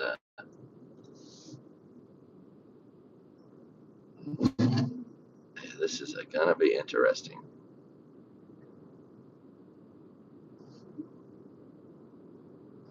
Yeah. Vice brought us up close and personal to this lady who was trying to make it work out here, owning her own town, a ghost town. But 8 minutes, that's not really too far out of our way to get a glimpse at something interesting. Or not. We'll see what's there. But yeah, when I passed with my kids, I was like, oh man, there's the sign for it. Because I looked it up, I was like, where is that? When I saw the show, I was like, where is this place? And I watched it just for the name of it. Oh, Cisco, okay. And then I found it on the map years ago. And so here we are. We're about to go check it out. I mean, it's not going to be much longer. It's going to be right over this hill. Let's see. I'm very doubtful that our cell phone service will continue for the next couple of miles. Whoa, here. Oh, there's nobody behind me. Look at that. Look at that road. That view. Okay. You get the idea. It just goes on into nowhere. And there's nobody on the road. We do have gas. Be a bad time to drive off the road or to hit a deer. That's for sure. Because it's hot out here too. Like I could die. Oh, this lady out here has water. Oh, I could give her a turquoise necklace if she wanted it. Anyway,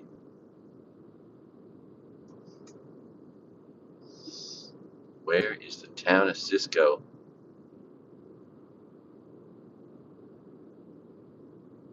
Then again, if it cuts out, maybe it'll hold it long enough for me to turn around and get back and continue the same video. Sometimes it cuts off and then it just ends it. And then it ends it. I don't. Anyway, all right. I am so curious. It is so desolate out here. There's just nothing out here. Damn. Woman bought a town out here.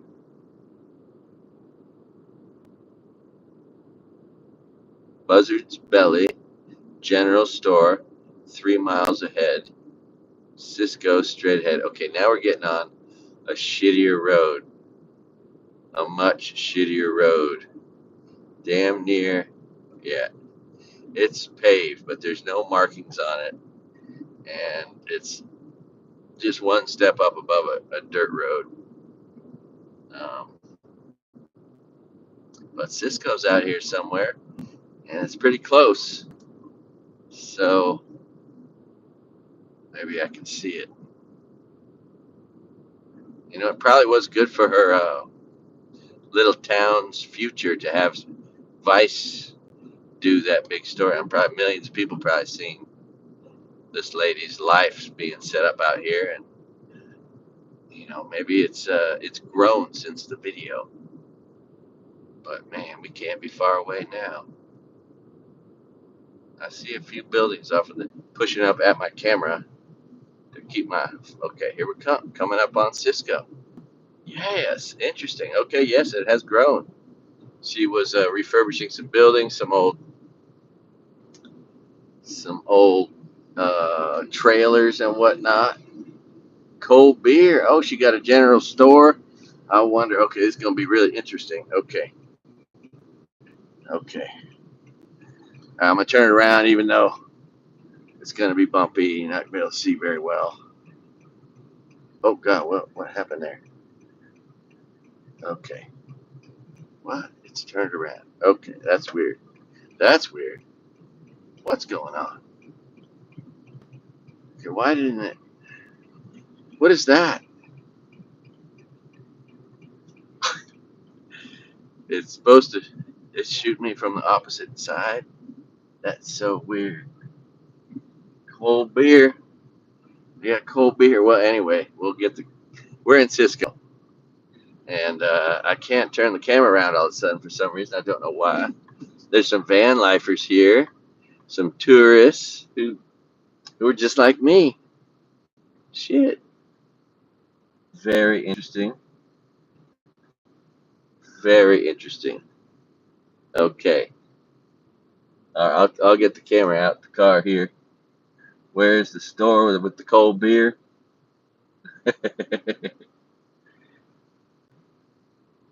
Where's the lady that owns the place?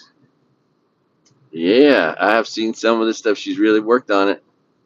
It had Berkshire Hathaway, Utah Properties. Oh, she's got maybe she's selling the whole town. I don't know. Howard Burnett Memorial Post Office.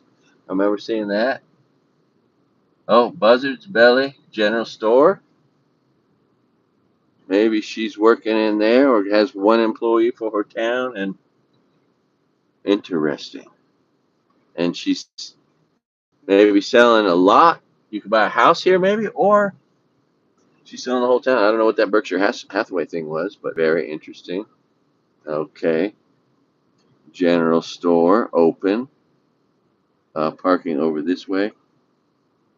All right. Let's see if it's open, even though welcome. There's all these welcoming things. Okay. Wow, this is interesting. Okay. Okay. Okay. This sign says open. Let's go patronize. Maybe we can find out about this lady.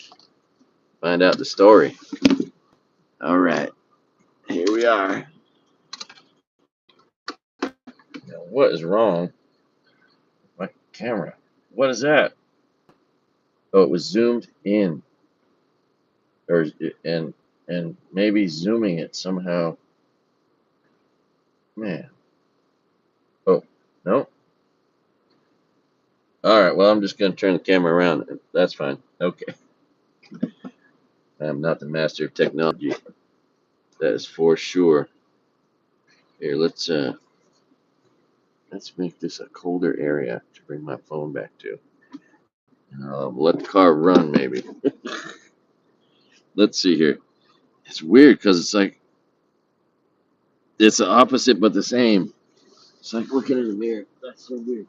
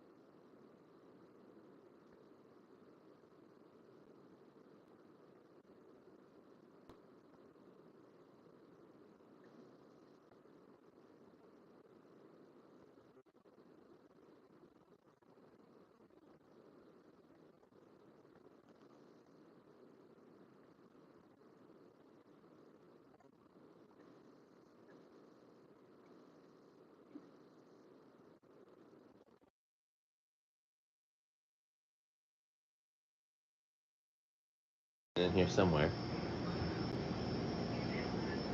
Got some coffee down here. What can I buy? I got some cold beer. Aloha. How you doing? Good, how are you? Good. I've been so curious about this place ever since I saw it on Vice. Did that lady that bought this town, is she still here? Uh, well, she didn't really buy the town. Oh, she didn't buy the town. No, that whole thing was. Oh, that was all a scam. Okay, so is she out here still? Yeah. Okay, interesting. I'm making a video of the town. It's been interesting to me for years. Ever since I saw, oh, it's just 8 miles away or 5 miles away. Got to check it out. Awesome. So, do you not want to talk about the story, or you don't want to talk about it? Okay. Okay. Yeah. No worries. No worries. I sense that. All right. I saw the Berkshire Hathaway sign. What's for sale? There's property over there for sale. There's property over there for sale. It's just an acre. It's an acre. Yeah. How much is that selling for? Do you know? I think she's asking 275,000. That seems like a lot. Seems like a lot to me. Like seems like it's worth like two. Like I'd pay two for an acre of sand. All right, let's see here. What can I do to patronize the store?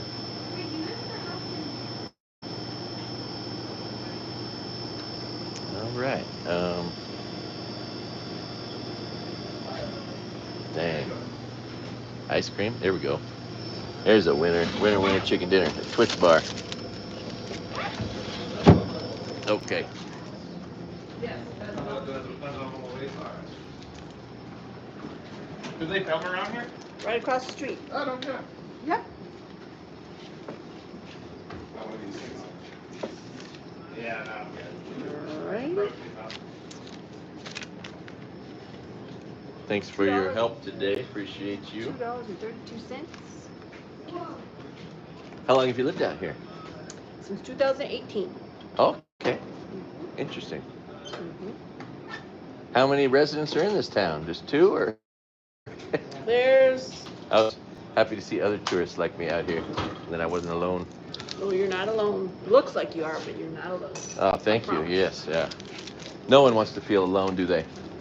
I'm just hoping to see an alien soon, you know? Keep looking that way. Keep looking that way? Okay. All right. All right, well, I should keep looking that way if I want to see an alien. There are 3 families out here looking. Ice machine. That's interesting. All this stuff here. Is it still working? It is. Okay. Yeah, she didn't want to talk about it on video, but apparently that whole story on Vice was somewhat contrived or concocted for the viewer's pleasure. Interesting. Not a surprise.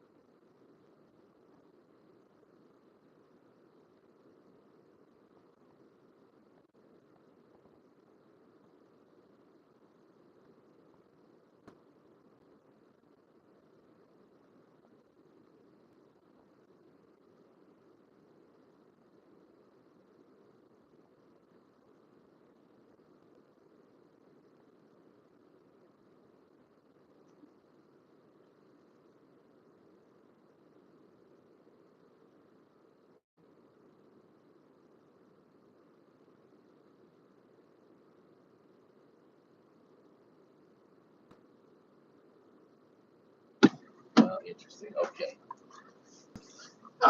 Okay, well, we did it. Our curiosity is solved. We don't really need to get into this town too much.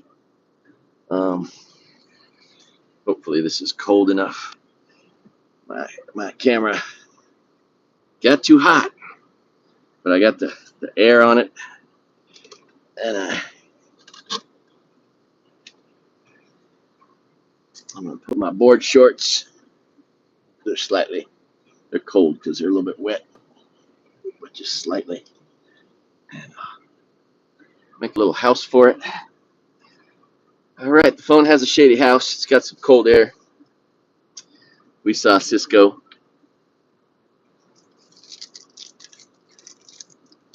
and we got a Twix bar. We put $2.30 into the town.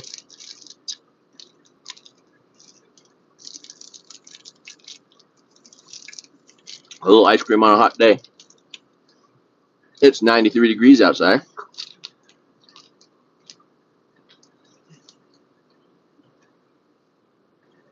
All right, let's get out of here.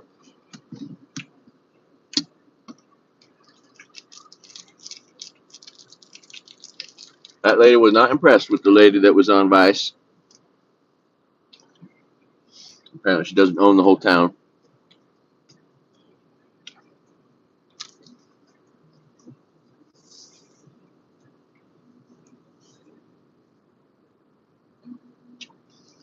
And if this lady moved here in 2018, that might actually be before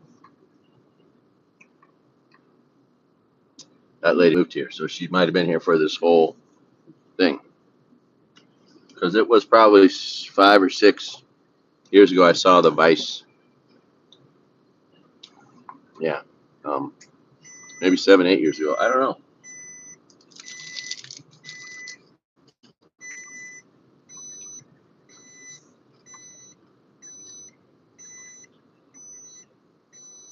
Yep. I can't turn it around anymore. My phone just stopped letting me do something for some reason. I wonder if there's a button I can push here. Oh, the post office box and a nice gay pride flag, nice rainbow flag. This must be her little. Oh yeah, it's probably her little area. Oh, I see a person over there. Wonder if that's the lady.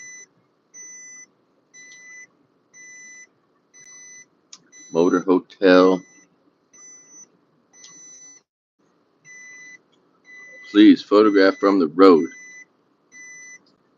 Post office, Cisco. 84515. All right, maybe there's some more to this phone thing here. Let's see if I can figure it out.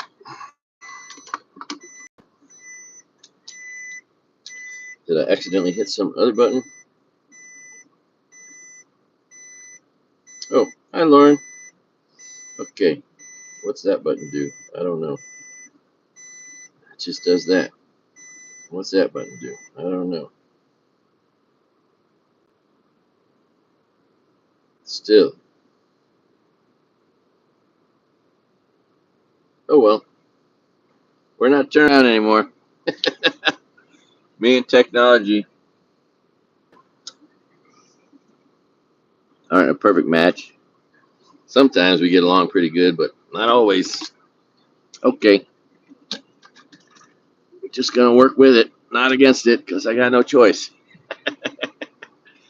All right, well, Cisco, we came, we saw, we did it. Looks like she probably lives right here in this little tiny town, and she's selling an acre for $275,000 out here. Does not seem like a good value. Just an acre. Oh, and this is her little compound.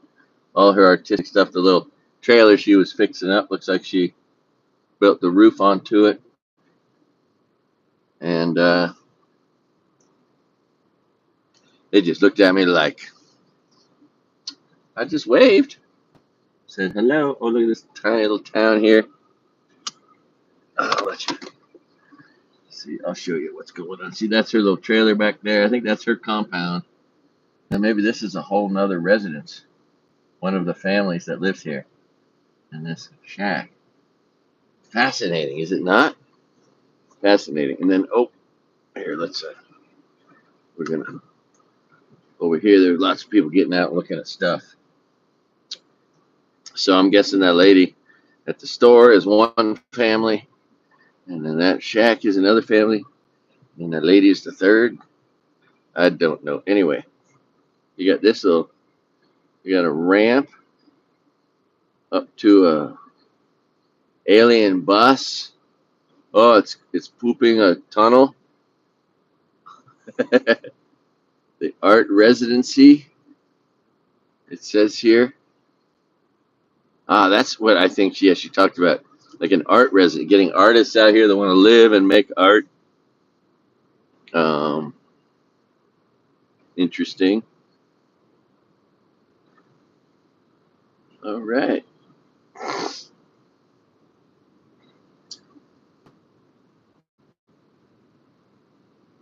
All right. All right. Well, there it is. The broken down town, the town of Cisco that's hanging on, and that is a tourist destination.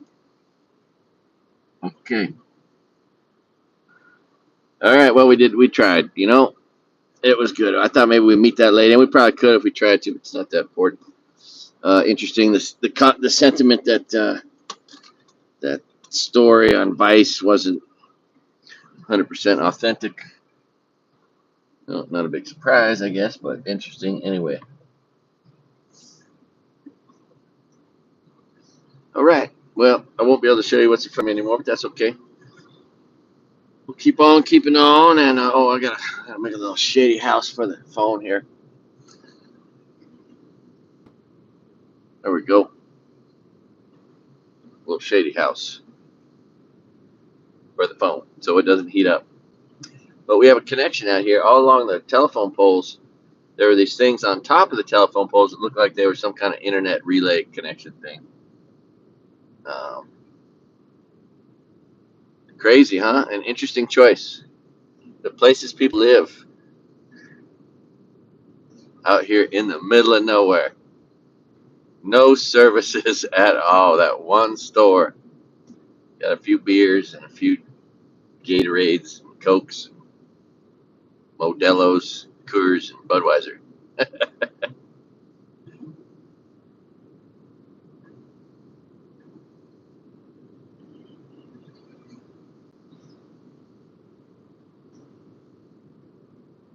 Okay. Well, that curiosity is solved.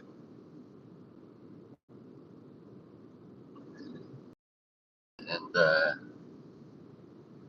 yeah, that's enough. All right, we got to get on the road. We got to get going. My flight leaves Tuesday morning if I were to get on it. And I'm in Utah, on the edge of Utah. Oh, we got a cattle guard here. Here comes cattle guard. Okay, boom. Those striations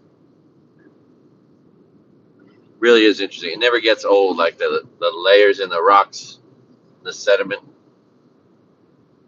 the formation of rock.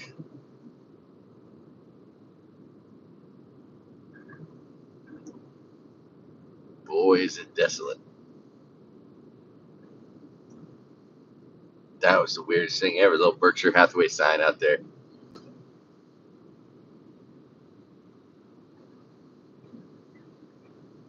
I bet Berkshire Hathaway owns a lot of homes that they just rent and prostitute, jack up every year 10%. Well, we got to please our shareholders. The Colorado Road, it's right on the border. Um,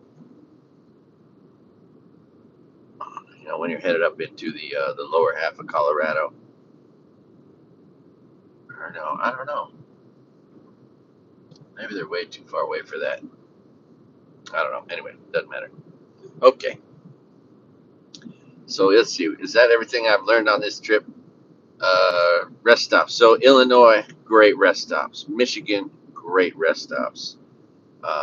Iowa, really great rest stops. Nebraska, pretty good, just okay, not bad, you know. But again, I think that's just because they're old. Like the ones up on two um, in Montana. I mean, they're probably not first generation, but second generation rest areas, you know.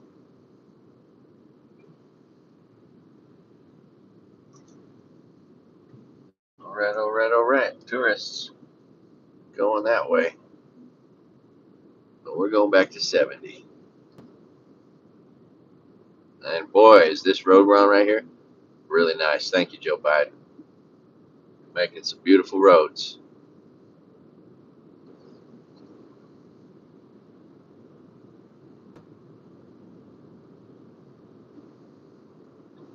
think what screwed up my phone was I zoomed in on something in the distance, and then I left it there, and then went back and forth. And then when I went back, it wouldn't go back zoomed in. Anyway, that's the only thing I can think of. Um, and then Michigan has just so many rest areas and roadside stops. I mean, they're everywhere. You just couldn't pull over at them all. There's probably 400 or 500 in the state, and they tell their own story of like when they first started making them, and then now the most modern ones have all the things that the first ones had, a bathroom, water, and barbecue pits, place to cook. Now the newest ones in Michigan have 6 vending machines, 2 sets of bathrooms, acreage, beautiful tables and grass, and just a huge space. Again, I think the politicians were nature lovers, and they just gobbled up as much land for the citizens of Michigan to keep preserved as they could with all these. And um, it's great because there's just so much land owned by these things, and they're big. So all the Michigan uh, rest areas are big. You get off the highway and you're like, wow, man. Then the last one I was at had they own so much property you could hike. They owned a whole hike inside the rest area to some lookout point. So,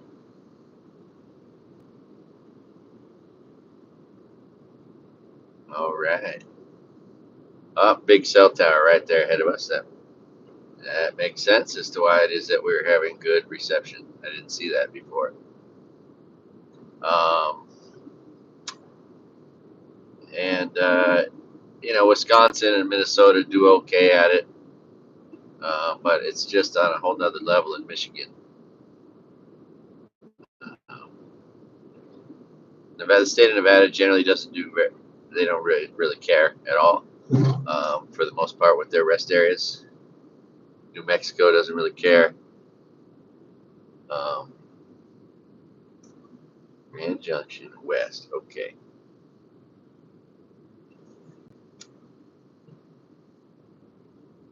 And then Colorado does a pretty good job, but they've got that added nuance where all theirs are, often not right on the side of the road. They draw you into town, maybe to spend a little money. So that's kind of cool. All right, here we go. On to the freeway. Let's get out of Utah, get into Nevada, where it's legal to smoke weed.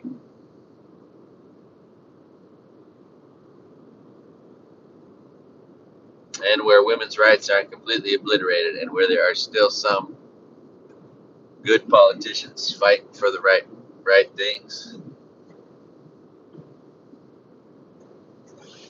Such an insult, all these ignorant billboards, babies' faces on them. No babies being saved, just women and children being murdered by these sadistic devil worshippers fucking abortion laws. They call themselves Christians, they're fucking devil worshippers. Everything they do causes harm and pain and suffering. Love to see a religion that did something good. What if there was one that was equal? Equal amount of resources came into the church, and an equal number of resources went out to help people in various ways. But it's all just an idea. It's a really good con. It's a brutal con. In all these poor ass towns, there's like a really nice church, and then you just see people suffering. And you're like, man, what if those people kept their 10%, invested in the stock market, made 10% on their 10%, and then they could afford their kids' college education and a new house and a car. Oh boy, so sad. I think we should tax churches and nonprofits. Hell yeah.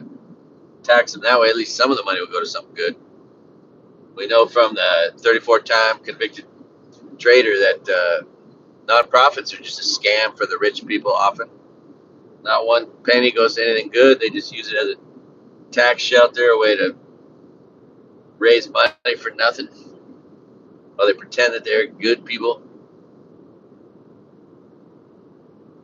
Yes, let's tax all the nonprofits, tax all the churches. Makes no sense that we don't. Churches and nonprofits never get audited. Never. There's like no cases of them being audited. It's ridiculous.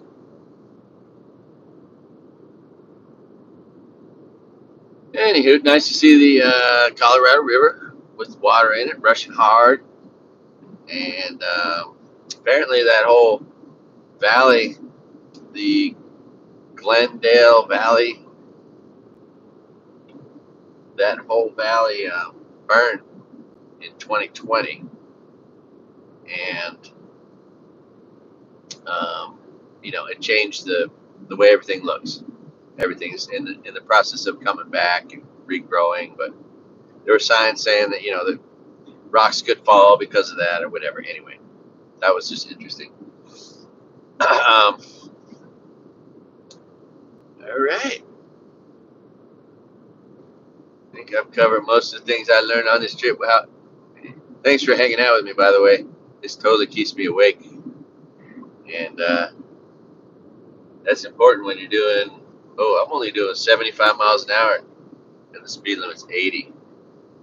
I think I'm required, I got to go faster.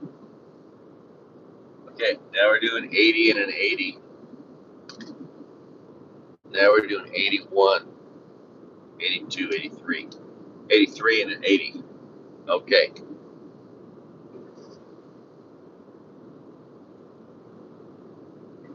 It is just so fast. We are going so fast.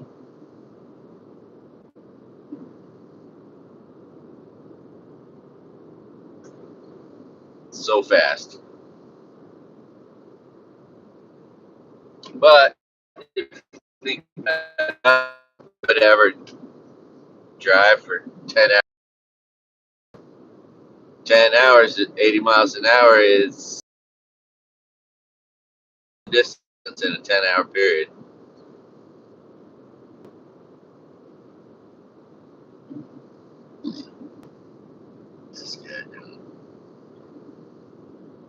Oh, people. There's people on the side of the road. Are they walking from their car? Yeah.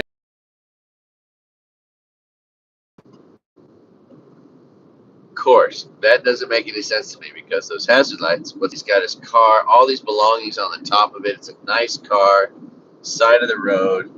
It's miles back to the next place.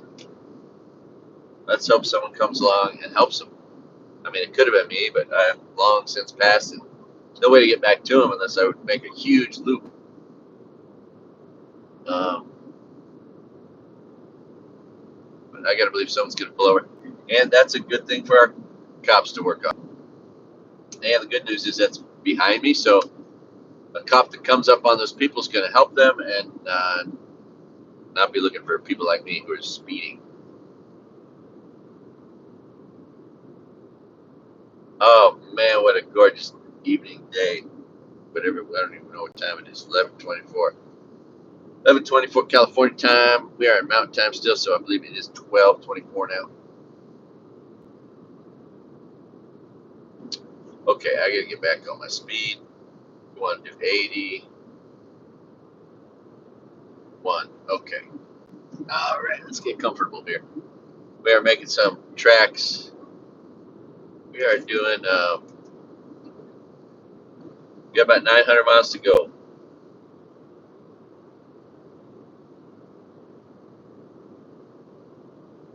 Oh,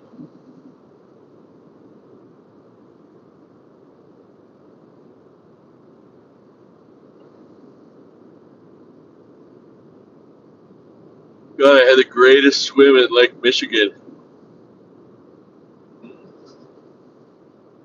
What's the name of that town again? Escanada, something like that. Now that's a ways above Green Bay, in the same sort of area. So Green Bay, Wisconsin is like 100 miles, 200 miles south of there, maybe, on the same coastline. Oh, all right. I'm not going to be able to last probably very much longer before I need to pull over and take a little nappy poo. You know,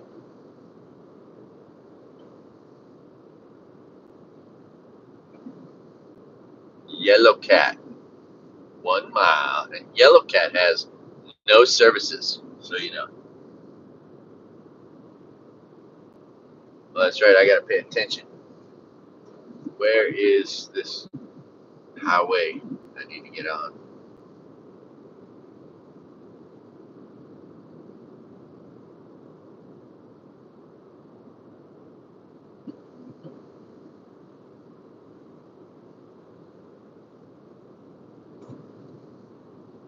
I'm in the bumpy lane. We got a Suburban coming.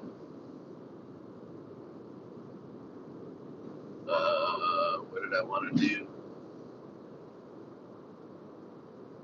All right. Exit 193. Oh,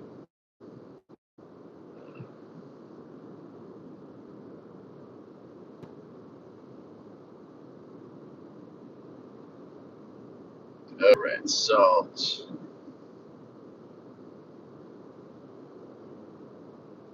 All right. All right. Cool. I got a visual.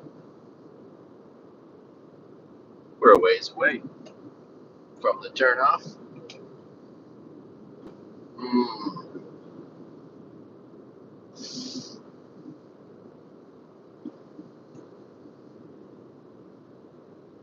These van lifers are pretty interesting, or the people that are traveling in a van, or they do it all the time. But boy, if you're a van lifer and you haven't met Michigan, uh, you guys are a perfect match.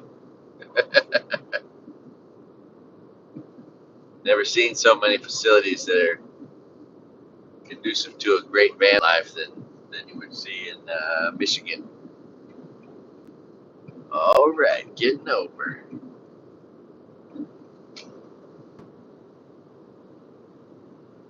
Oh,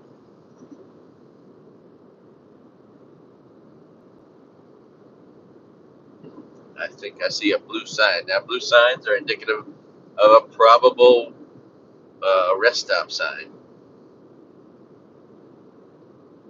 Whew.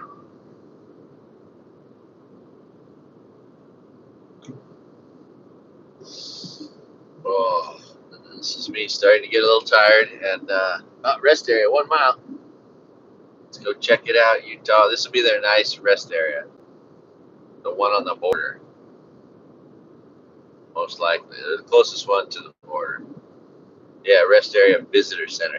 They might have. They're gonna have people working here, quite possibly. This one I think has a museum dedicated to everything local, including like mountain bikes and shit. They might have free coffee in there, which would do me well because I have cold coffee here and I need to get some. And it's super strong. Some hot, weak coffee would be the perfect complement to this cold, ridiculously strong coffee. So yeah, I guess I'll get the camera out and then put it forward, and because it's not letting me do what it did just 10 minutes ago. All right, it's got vending machines. So yeah, this is the one nice rest stop in Utah. This gave me the false impression that there was going to find good ones here in Utah when I was here. Oh gosh. All right. Yeah, this is the one. See if anything's changed since COVID. Like, did they never staff it again after COVID? Um, Anything like that's possible. Let's see. How far can I get down on this? I go to the end of the parking lot. Oh no, that's all handicap. So we'll go right. Oh, go ahead. Here, you go, boy. You go, boy. I'm backing up.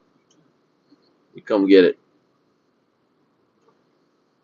This guy's got a what was it? Transport van converted into a freaking just beast, but it fits in one parking space. You know what I mean? Thing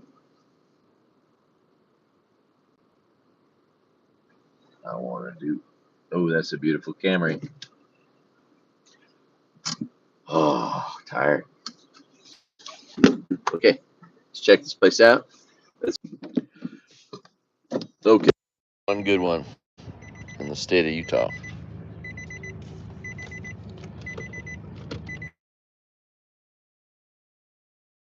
Look at this nice Camry.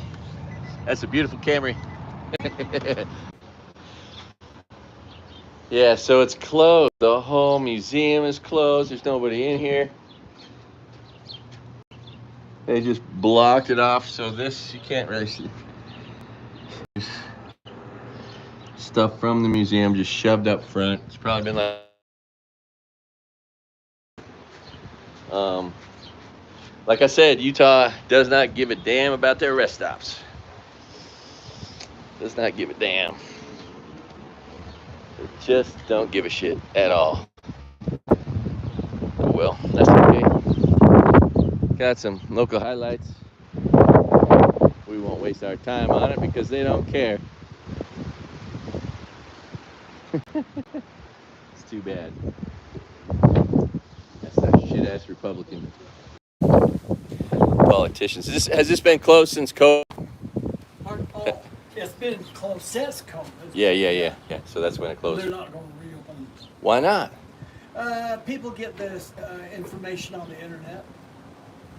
And They don't get a cup of coffee, the conversation, Yeah. the nice experience. So that Me? there was a museum in there that was nice. Yeah. Have you been here before? Oh yeah, I was just looking forward to it because I've been here before. This was the one good rest area in the state of Utah. Yeah. Now there isn't any. They're all pretty weak. If you go to other states, man, the rest areas are so loved and cared for. They put other states invest so much into their rest stops, and Utah just does. Nevada too. They just don't give a shit. And California doesn't really give a shit much. They care a little bit, but that's it. Yeah. It's so different, man. Iowa, it's amazing. Michigan, they have 500 rest areas in Michigan. Oh, really? That's where the first ones were ever. Because like when the Model T Ford came out, they were coming out of the factory right there, right? And you could only go about 10 miles before shit your ass hurt or you had to adjust something in the motor, right? So literally every 10 miles, all over Michigan. Really? They started out roadside parks in 1918. Yep. And they just never stopped. And right, so they preserved 300 acres of perfect nature behind the park, and then the park is like an excuse to save the state from the ravages of other things, of corporate world or whatever, But yeah, it's one of my, as I travel, I do rest stop reviews. Oh. And I was just talking about how great this one was. It's the one good one in Utah. Yeah, it was really great. The building's beautiful and It is. nothing wrong with it, but Yeah. oh well, all of Utah's closed and they're not planning to reopen. None of them, yeah. I saw some on another trip on other roads entering, and big, beautiful buildings empty. Yeah. Which, I mean, think about it. Those buildings cost what? $5 million, $2 million to make? Yep. So that you save money on what? You don't want to pay someone $15 an hour to work there? You know what I mean? Yeah. I mean, that's not very well spent money. Yeah. I agree. Because that $2 million would have gone a long way towards somebody's salary. You know what I mean? Yeah, the tourism in Utah is very important. Yeah. But they close it down. Anyway, gee whiz. Well, it's a good conversation. What's your name? I'm Carrie. Carrie? Yeah. Nice to meet you, Carrie. Craig Bradley. They're clean. Can I just put them on? And even if they're dirty, they'd be fine with me. All right. Have a good one, brother. All right. Aloha. All right. Well, there it is. That was the one good rest stop in Utah. Rest stop reviews by Craig. Utah sucks. Ward off evil spirits. I think this could be lavender right here. Big old lavender. I thing in my eye. All right, well, there you can't wait to get in here and turn on the air conditioning. It is 95 degrees outside. Hot as hell. All right. I have yet to find anybody that disagrees that it would have been cool for Republicans, not being stupid. You're right, Al Gore. We should be working on the environment too. Why can't Republicans be fighting for clean air and clean water and a healthy planet? Well, so much for the free coffee they used to have there. Utes spirit. Nope. That's a piece of shit Republican run state right there. Asshole politicians. Oh, we're saving money. Yeah. No, you're not. Tourism is how you make your money. You gotta love on your tourists, man. You got to love your tourists. Utah does not love its tourists. Let's get out of the state. Let's get to Nevada where we can smoke weed legally. Now, there is an interesting dispensary in Nevada in the town of Elko, which is a conservative town, which is the wrong word for Republicans because there's nothing conservative about being a shitty Republican. They blow. They don't know how to spend. They don't know how to balance a budget to save their freaking life. Never have. And then they always talk about it as if they're the ones that are responsible. It's a joke. Anyway, so in Elko, because Republicans are always the ones against weed, right? If you're a weed smoker and you're voting for a dumb shit Republican, you're a fucking idiot. So in Nevada, in Elko, it's most politicians, the sheriff, they're all Republican assholes who don't want there to be legal marijuana being sold. But part of the town is a Native American reservation, and it has Native American police officers. And on the part of the town that is Native American, there's a dispensary, a NEWE, Newe dispensary that is 50 yards away from a police station, which is just interesting. So I want to go there. I think it'll still be daylight, and should be still daylight. And I'll be able to walk from the police station across to the dispensary. And the last time I was there, the dispensary was expensive. It was $50 for an eighth. So let's see if it's still $50 for an eighth, because that's a lot. But it was newer back then to the state, and a lot of things have changed. Supply and demand being one of them.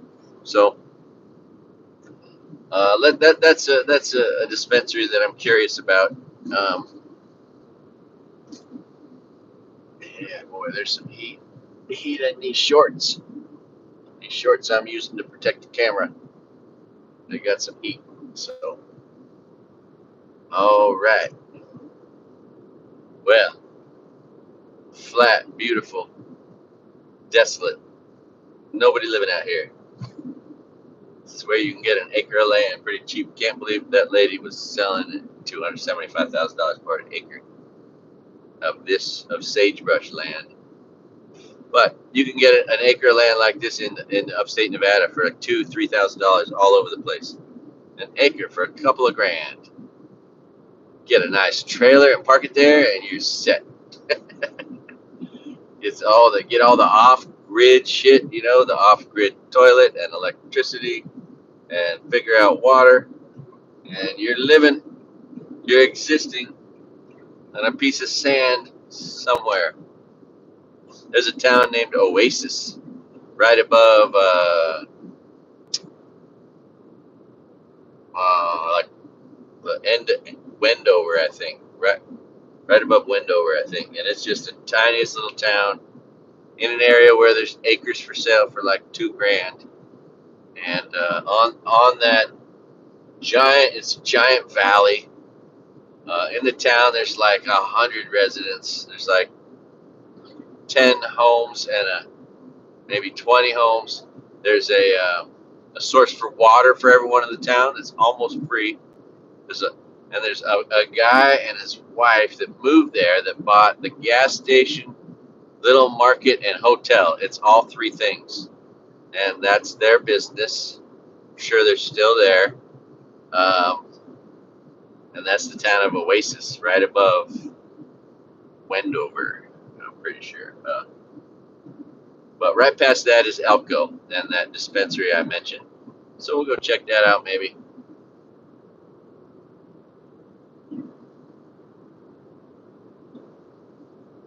Whew. Check our speed. Let's get the cruise control going. Oh, this could be our road up here. Price and Provo. Maybe we'll go into Provo and I'll show you the dry bar. Actually, that might be a little bit interesting from a comedy perspective, you know.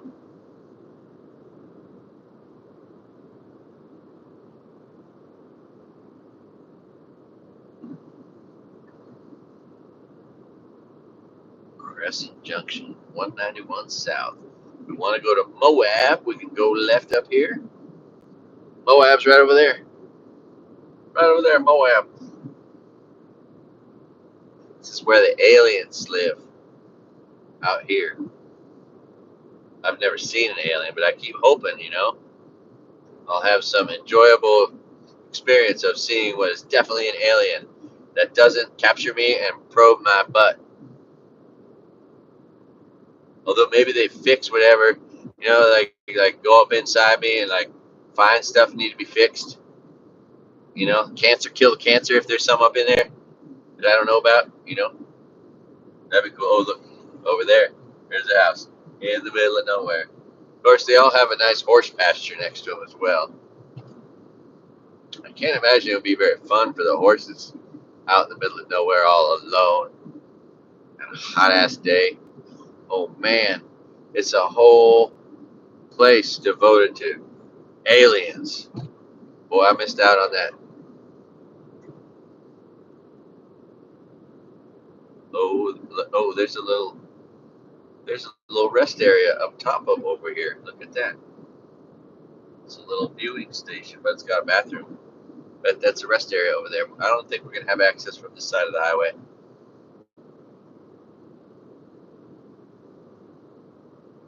Yep, yeah. Oh yeah, that's the Sand Point one. I've been there. Yeah, I think or it's Sand something. But Jace, Jace. Oh, people pulled over on the right, blinking lights. Let's move over. Give them their space. Looks like they are changing a tire. Oh, this road is like it's like butter. Thank you, Biden. The perfect roads of the Biden era. Biden has done so much. Oh my God.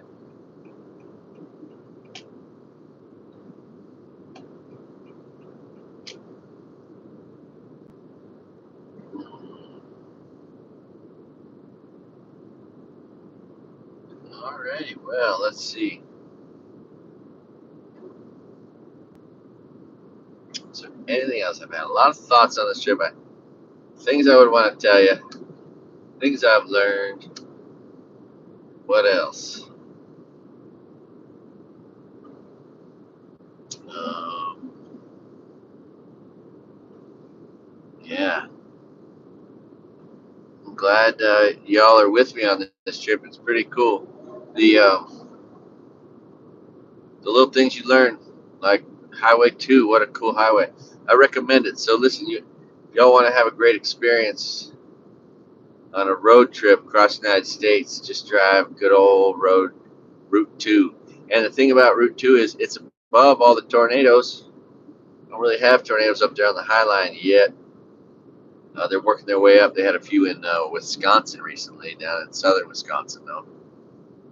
Um, but in a hot ass world, those cooler temperatures of Route 2 in the summer would be a great travel choice. You know, The South is not bad either, but I mean, my God, the heat, just might make it a little less fun in the summertime anyway. The South is obviously more attractive in the winter. Oh, all right, boy, this is a nice road. Straight, smooth, fresh pavement. One of the Biden projects completed.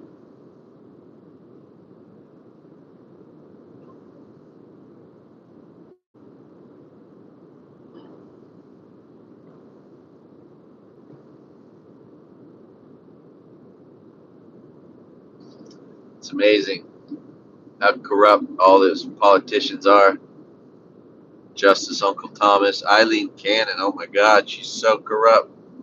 All the Supreme Court justices minus the three that aren't Nazis, supporting Nazis, the overthrow of the United States. How is it the Supreme Court is a bunch of dipshit stooges that want to overthrow the United States of America on behalf of fucking Donald, piece of shit traitor?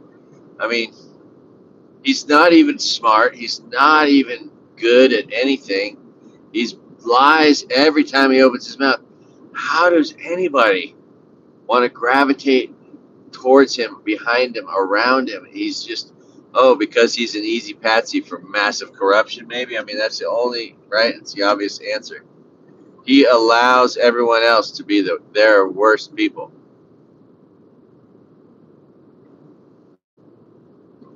Oh, gosh, yeah. I'm going to have to end this pretty soon. Take a little nap on the side of the road. Oh, I am a whore for shade. I do love shade. I pull into a gas station and I should pull forward, but that's sunny. I will stop and pump my gas in the shady spot because shade is shade. I mean, it's just more and more special than ever. 96 degrees outside, warm day. Ooh.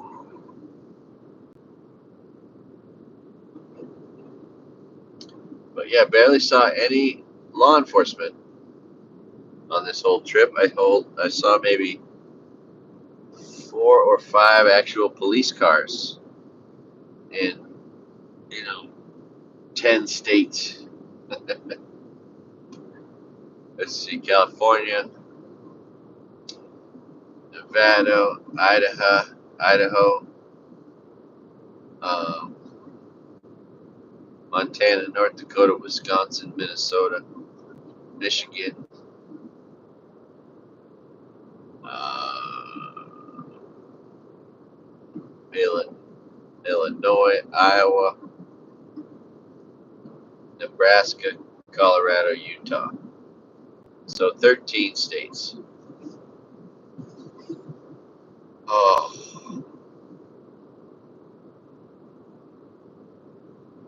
oh, wow, wow, wow, wow, wow, wow.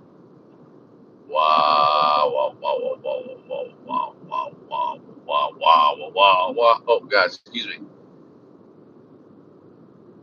Shit, I'm devolving. I start freaking just speaking, yelling, making noises to try to keep myself awake. It's freaking this weird habit I have. And I was just doing that, and I forgot I had a camera on me.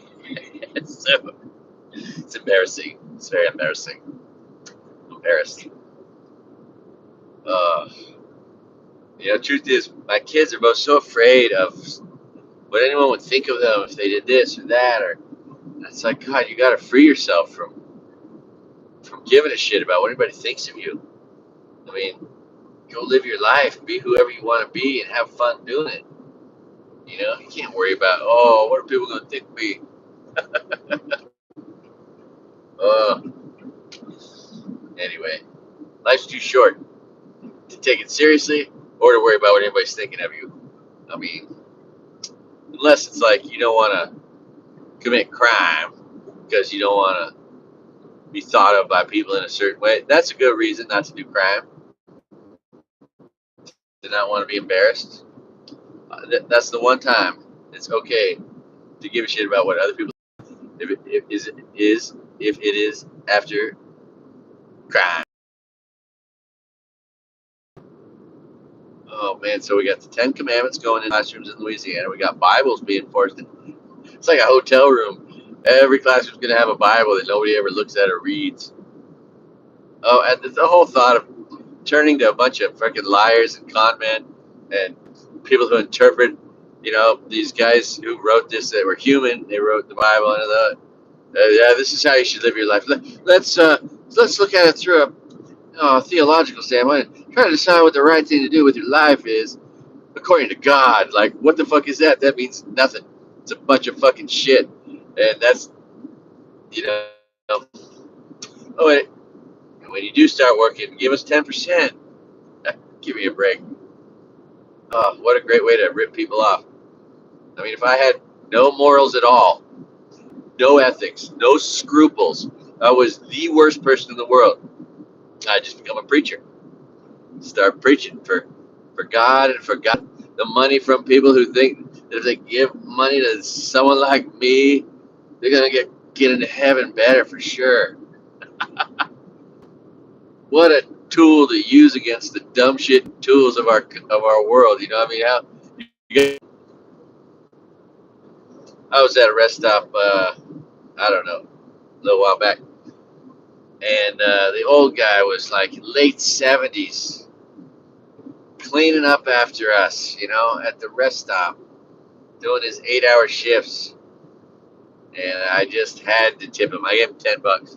I say, hey, thanks, man. Buy yourself a six pack after work or whatever. But I mean, damn. And these rest stops are in remote places, so these people got to drive a little ways just to get to the rest stop, and then they're there for 8 hours. It's a lonely job. They're there by themselves, cleaning up our crap. Uh, Seems like they deserve a little bit of love. Wouldn't that be cool?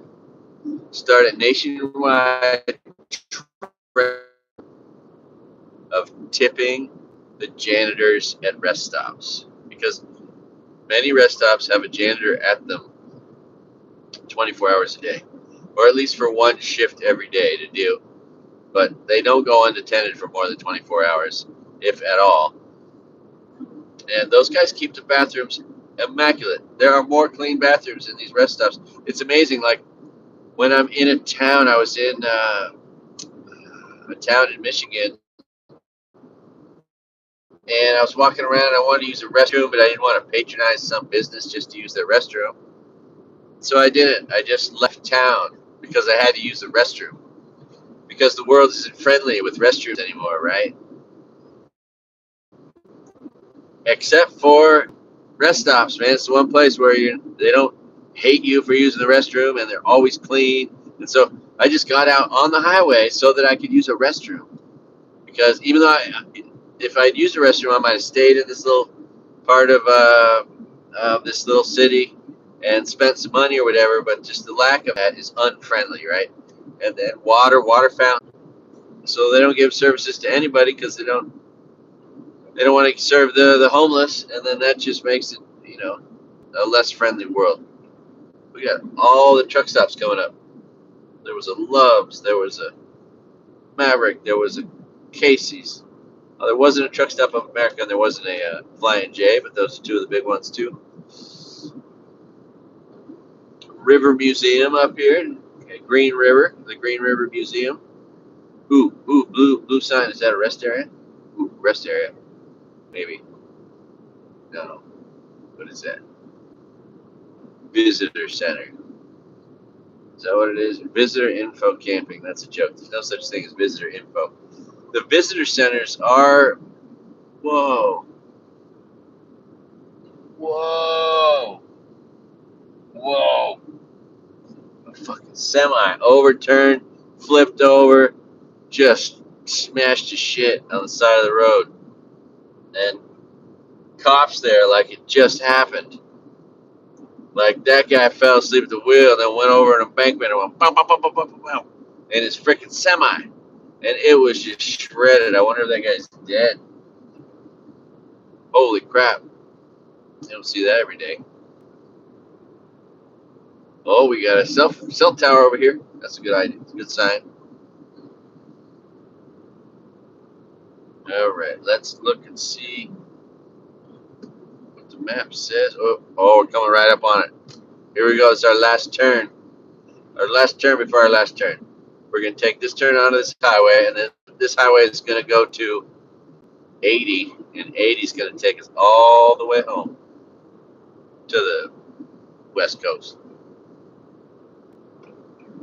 And there are 3 cops at that site, and we are on a stretch of road, a long stretch of road, very few towns or cities.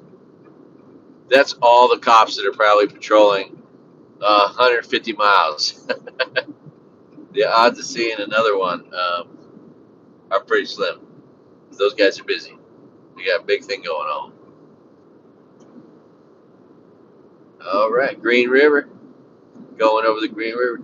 This place, I always remember this place from all the times I've gone on road trips through here. I've done a few over the years, and this little area always stands out in my mind. Like I think about it later because it's just this little valley. Just lots of water out here in the desert, and a little community here. You can look down on the whole thing. It's like they're growing rice or some kind of seafood or something. They've got some water, big water pasture, or what is probably some sort of growing something to eat. I don't know what.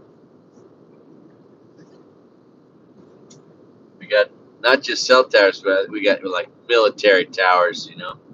We're in Utah. Loves. Okay, yeah, 2 miles. Exit 160, Green River. 19, 1 mile. Come on now.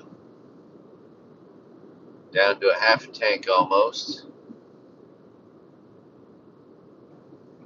Oh wow. Some art over here on a little tiny hilltop. All right, price of gas is $3.54 for unleaded. Oh, big truck's bearing down on me. I better speed up. I'm gonna get out, walk around a little bit right here. We got Loves, we got Mavericks, we got a Casey's. These are all 3 good brands.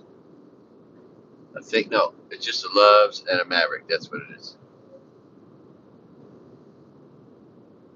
Green River exit 160. That means all right.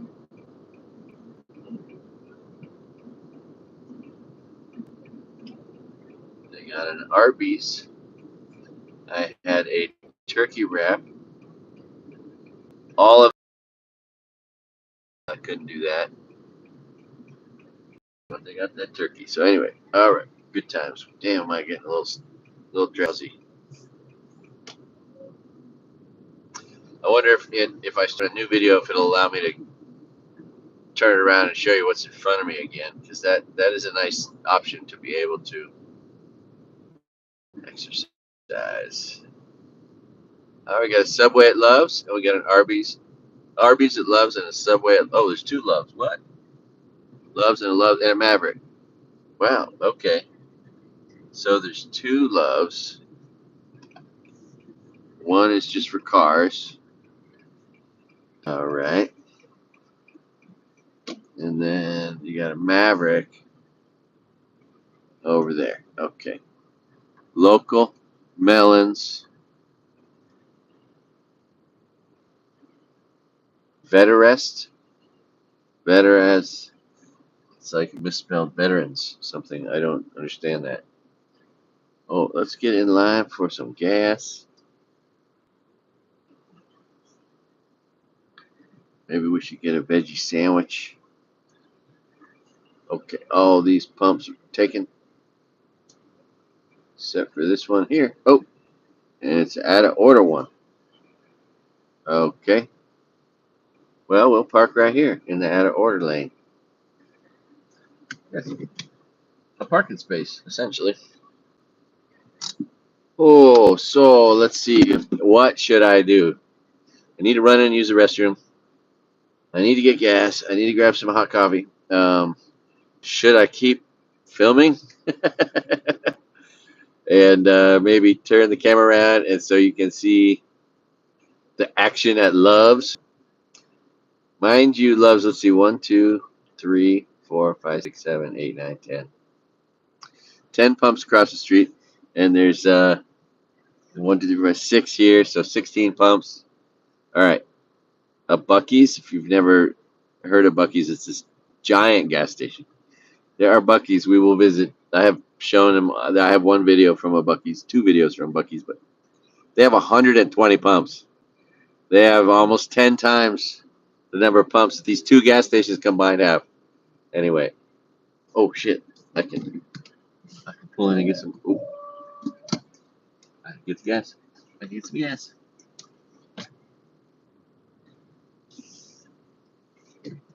Oh, I got this one. You're not getting it. I am. Oh yes. Where you going, boy? Okay. All right. Now I can get gas. That's exciting. Okay. And I got some shade. Got a little bit of shade for the car. That's important.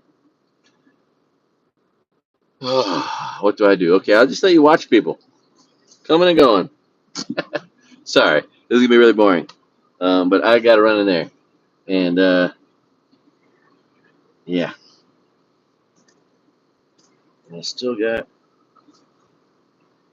Did I finish that? I did, right? Yeah. Okay, good. I finished that soon. All right. I'll try to make this quick. I'll turn this around so you can watch the people coming and going at Love's. This is traveling across country. This is the reality of it. Okay. Sorry, this is so boring. This is why my friend John gets mad at me. You make these damn videos too damn long. Okay. But I guess if someone steals a car, maybe you'll all see him. Okay. Be right back. I bring the phone in with me, but I gotta use the restroom, so I just don't think that would work too well. All right. Love you guys. Be back. Oh,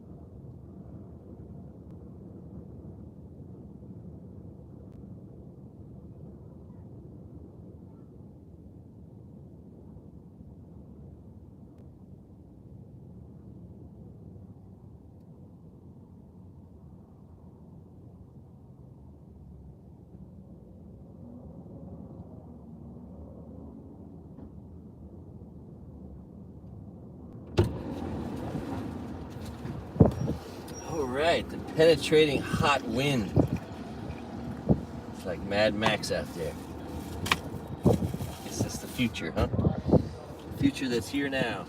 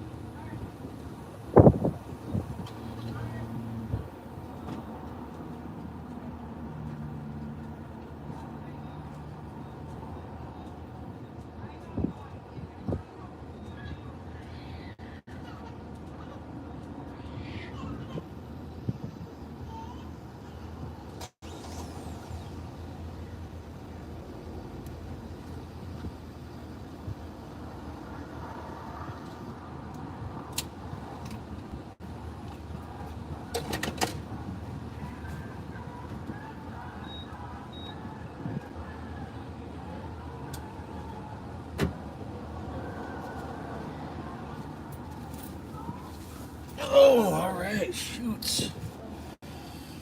Oh, wait. Am I sitting on it? Yep.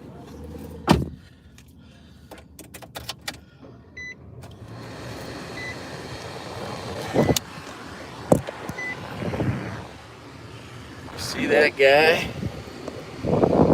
Maybe there's no helmet law here in Utah.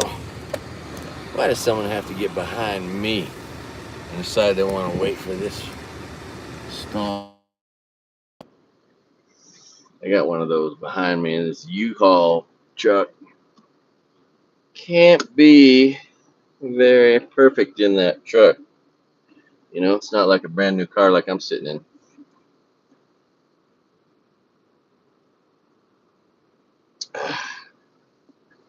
All right. Got some hot, weak coffee. Now they're honking at me. It's their choice to wait on me here. Don't they know sometimes people sit in their cars and talk on their phone for like 20 minutes for no reason all the time? Everywhere you go.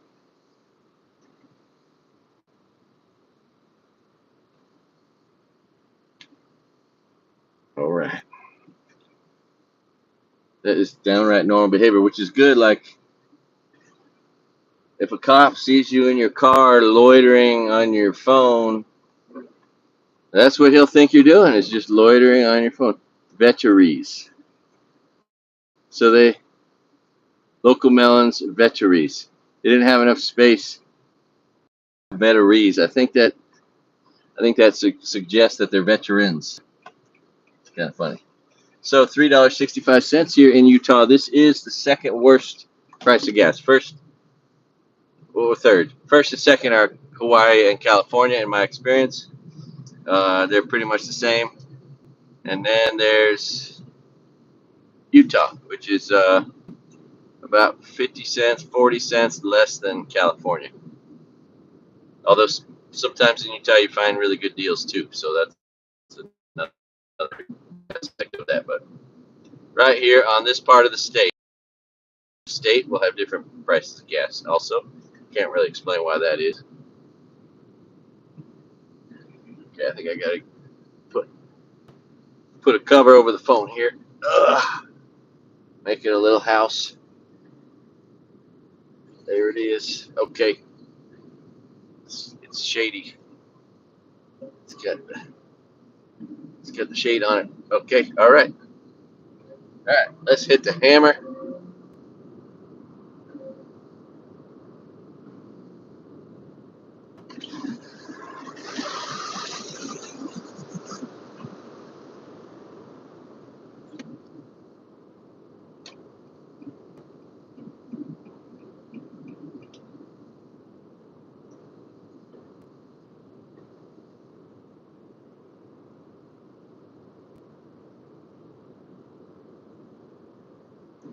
All right, we got a big truck passing us. Big Dodge Ram truck with a Hemi. Yeah, it has a Hemi. 5.7 liter Hemi. I think that was a big Ford truck. That one is an XLT, 150 XLT. All right, and these are smooth roads. Oh, here comes my roads. Right, it's my one big turn coming right up. I'm gonna get back over. Here we go. West 6, Highway 6. There it is again. I'm pretty sure this is the old interstate was 6. Price at Salt Lake. This is my exit. Excuse me. Okay. All right, now some coffee that it is not cold. Keep getting small coffees and adding them to my bigger, strong coffees.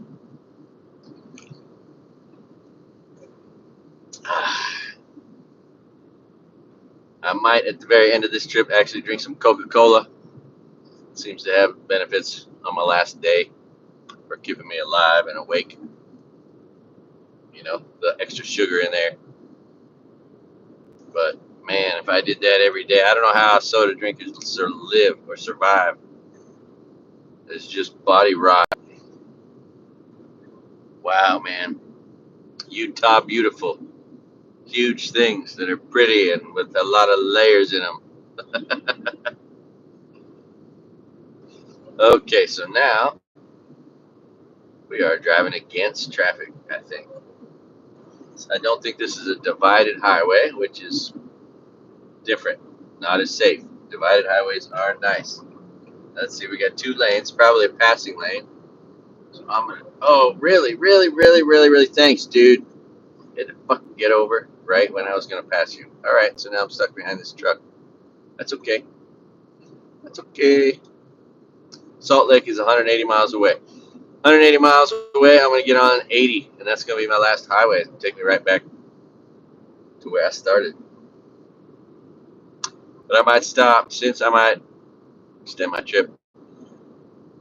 Stop maybe. It's a little detour to go into Lake Tahoe. Maybe I'll do that. Maybe I'll go back to Donner Lake, go for a swim. Maybe I'll go to Nevada City, go upstairs there, and show you my great grandfather's city map that he drew, first surveyor of Nevada City. Finished the map, published it in 1869. Pretty cool how it's up on the wall there at City Hall upstairs. I feel so special, right? I go up to the lady at the counter, behind the glass. I say, it's gonna sound a little strange, but any chance I could get upstairs so I could look at my great grandfather's first map of Nevada City, and everyone that working there knows that it's there. It's a big old huge thing, and it says H.S. Henry Sewell Bradley on it, right? So I show them my ID. See, my last name's the same. I tell them. And the 2 times I've been there to ask that, they've just been very gracious and said, "Sure, go on up." So I showed it to my kids one time, and another time went up there. And the surveyor right now in Nevada City is got to be close to 80 years old. He's got to be in his 70s at least. And he remembers, he knew my dad, and he knows some history, and he cares about it. And he's not going to live forever. He might be gone now. Maybe he was there the last time I was there. All right, people passing me. See, this is after driving for miles and miles and miles on a divided highway with just a little line between you and you can easily get confused. I bet people do that all the time. Anyway, so yeah, so desolate. There's not a home in sight anywhere. No one would live out here. But I bet a lot of this is BLM land, or some of it. Bureau land, management land, free land for you and me to hang out on. If we could set up a luxurious campsite for ourselves, we could go to so many places. But in Michigan, those roadside parks are like Bureau of Land Management places where you can't go camp there for 2 weeks, but if you moved around, you could spend a couple days here, a couple days there. No one's ever going to notice you or care. Okay, let's get around this truck.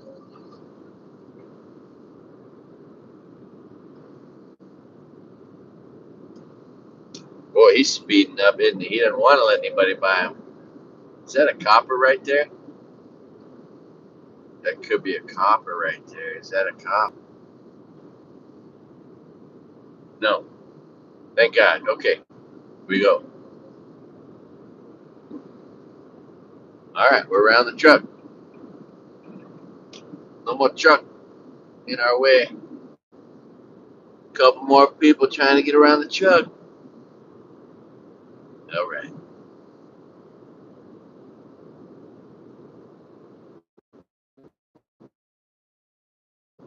All right.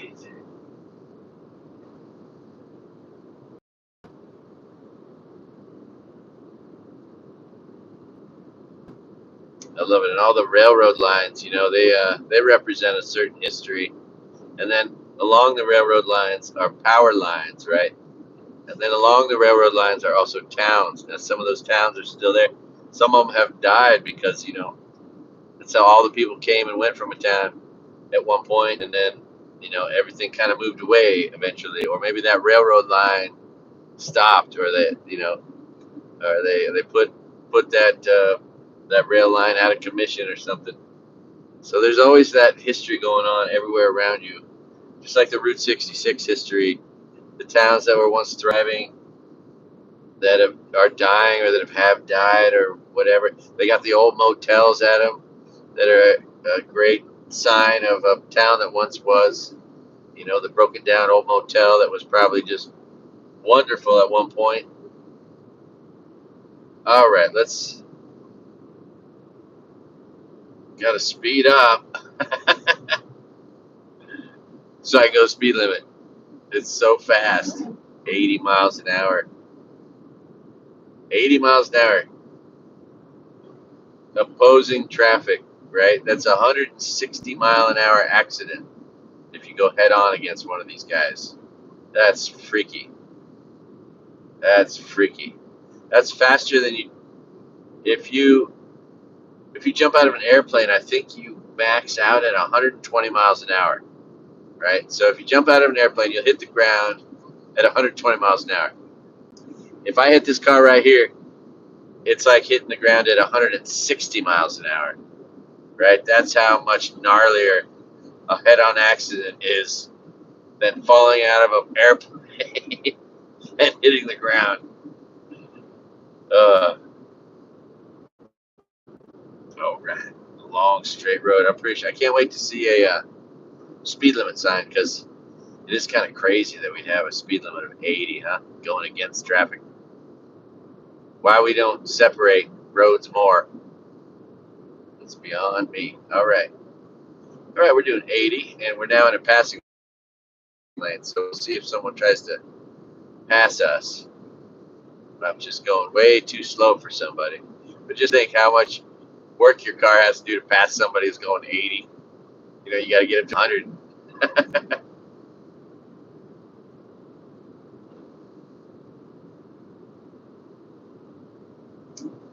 All right, I got to drink this coffee before it gets cold again.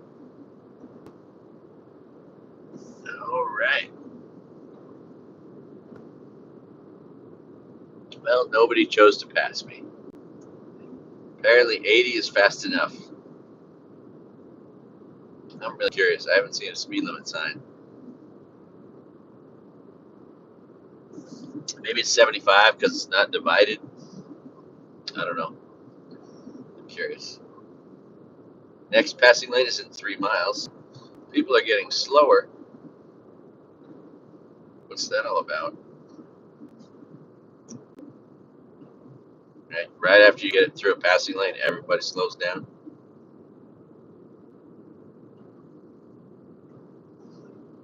And now we're doing 60.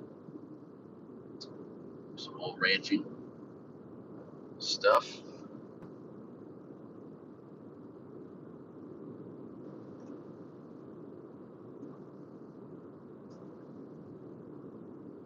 Utah needs to legalize weed. It's so funny, right? All around a state like Utah, except for where it borders Idaho.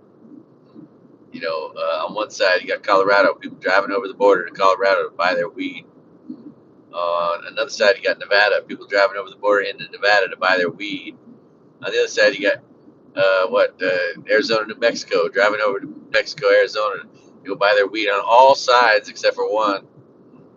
Everywhere people go, they can get weed right outside of the state legally and give their tax dollars away to another state because this state isn't smart enough to legalize it as well. As if they have morals. And, these religious people, they have family values. Give me a break. Family values consist of rape, murder, cheating, lying. What do you tell your kids? Oh, you didn't lose that football game. The refs stole it from you. Yeah, those are our family values and our fucked up religious way of thinking where we're always right and we never lose. It's got to be rigged against us if we lose anything ever. What a snowflake fucking attitude. Fucking pussies. These are the same little bitches that complain about kids getting fucking participation trophies. And then they complain that they didn't win every game because of the ref stole it from them. No fucking values at all. Isn't it great? The people with no values at all are all the religious people. They're the rapists and the murderers and the fucking domestic fucking terrorists. All the people that have totally high morals are doing the right thing because it's the right thing to do. That's the highest level of morality, right? Not doing it because you're afraid of God, doing it because that's who you are. You are a good person, regardless of religion, regardless of where you're born or your sex or your fucking age. Just doing the right thing, being a good person, being kind to other people, not doing harm, right? There's nothing religious about being smart enough to not do harm. These idiots in their fucking religious fucking we're better than you reality that, oh, you couldn't possibly have morals. You couldn't possibly have morals if you're not religious. What a joke. Yet all the rapists are the fucking priests and all the thieves and the liars and the cheats and the people destroying everything are all the religious fuckers. Killing in the name of their God, the same God as the other people are killing for. I mean, none of it makes any sense. My life of one religious organization doing a good thing. Other than, oh, well, we took in $1 million in donations so that we could spend $50,000 helping this cause. Fuck. The big church in Maui is a joke. The King's Cathedral, what a fucking joke that is. Oh my God. Bunch of fucking traitors that want to see the United States of America overthrown. Because that's how we started. Durr. Fucking morons. I can't even believe those people exist on Maui. Gun crazy, frightened, insecure, people hoping to overthrow the United States of America in the name of their fucking religion. Fuck you. Ah, can't believe it, too. It all got fucked up when George Bush started giving money to fucking religious organizations. We need to cut government off of giving any money to any church, any religious organization. A fucking joke. And now these fuckers are going to try to overthrow the United States. And they're 18% of our country. Less than 20% of our country, these shithole people are in their shithole states, their shithole religions. Fuck. Has nothing to do with God. If there is a God, you can love God, pray to him, fucking believe in him all you want, but it has nothing to do with that fucking building you go to and give your money at. Nothing. Oh, so your priest can be, oh, we found out he's been raping 12-year-olds. Yeah, like all the rest of them. Like Trump's spiritual advisor's a rapist. Just discovered that recently. Good job, Trump. Your spiritual advisor's a rapist. Cool. The fucking chief of the fire department in Maui, a fucking child rapist. Great job, you guys. I'm sure that guy goes to church, too. Sure, he's fucking super religious. Mr. Christian guy raping a 12-year-old. Fuck. It's gross. Meanwhile, you guys, if you got a fucking problem like that, just save up your money. Or if you're the police chief, just go to State of Nevada, we're going there right now. You can go pay for sex from a sex worker that will take your money and say thank you. And then you can say thank you. And then you can maybe not commit crimes with your dick. Holy shit. Harvey Weinstein, man, why didn't you just go pay for prostitutes legally? Bill Cosby. My God. Imagine thinking, hey, I got everything everyone could ever dream of. So let's throw it all away because I got to put my dick somewhere. That's just ridiculous. It's gross. It's really stupid, too. I mean, fuck, imagine Harvey Weinstein in a fucking prison bed. That's got to feel good as an elderly man. Bill Cosby in a prison bed. Is he free again? I don't know. But Jesus Christ, you idiots. I mean, if you're going to commit a crime, do it in your 20s when your body can handle it.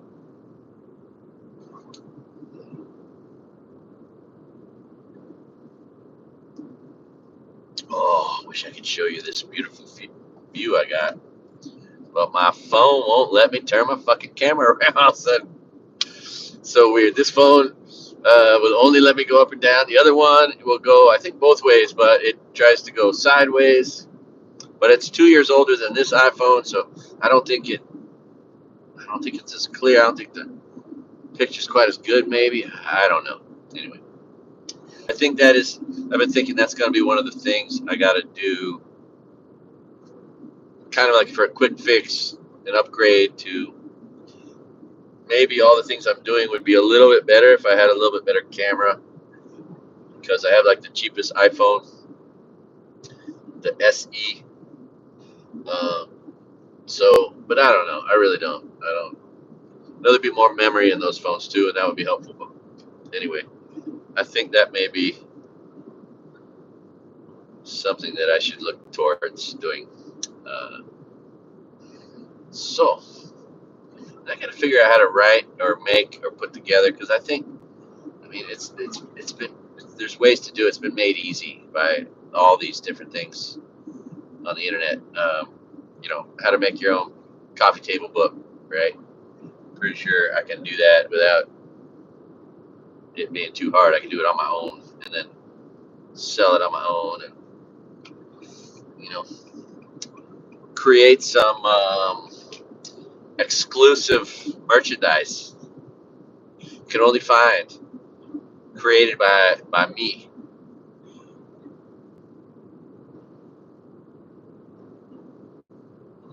Like bumper stickers that say "I love Joe Biden" or "Biden's better in a coma." How about that? Or "Republicans are traitors." The next several months, it's like it's time to put the gloves on and fight for our country. And maybe that'll involve a irritable sense of humor, irritable to the traitors, and merchandise that's in their fucking face. Because that's all they like to do is be in our fucking, everyone else's face. Fuck Biden, dark brand and Trump signs and posters, huge ones in your face, flags in your face. They just love to be in your fucking face, and they're shitholes. When they go out to fucking dinner, they're assholes to their service, and they tip like shit. And I know, because I've been tipped like shit and been treated like an asshole from numerous fucking MAGA dipshits with their fucking hats on out in public. It's just their way of saying, fuck you to everybody. Look at my hat. It's just gross. Yeah, look at me. I'm a traitor. I'm a proud traitor. That's what everyone's looking at. Like, what a fucking idiot you are. Proud of being a fucking traitor. Jesus. Imagine that. And just imagine being that stupid. It's pretty hard. It's pretty hard. Oh. All right. Well, thanks for your company. What are we at? Like 2, 3 hours. Price River, going over the Price River. It's got a little water in it. That's exciting. And there is a store that once was that used to sell jerky, apparently. Maybe they still, it's all they sell. There's a little jerky. There's a little jerky stand and a trailer left. Used to be a gas station and, a place. Okay. We get in the passing lane. I need to see a speed sign. I am just driving through giant sand dunes. That's all I'm driving through. That's all we're seeing here. All right. Setting it, oh man. Setting it at 75. 75. Ooh, we got some crosswinds.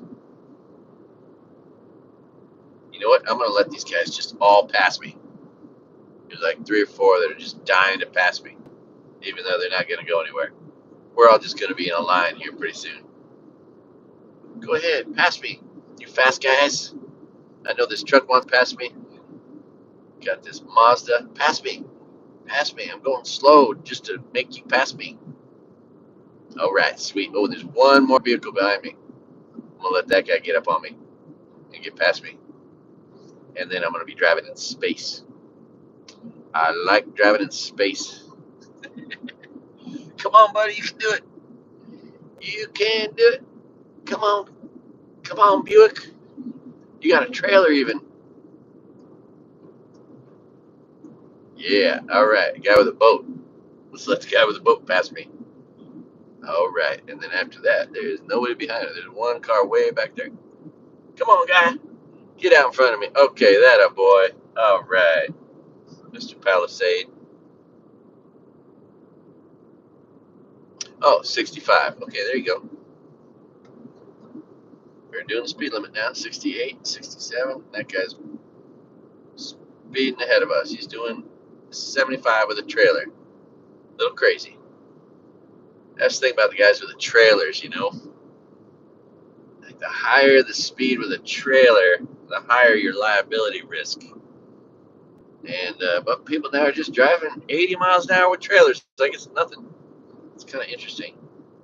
I always thought it was a little more extra dangerous.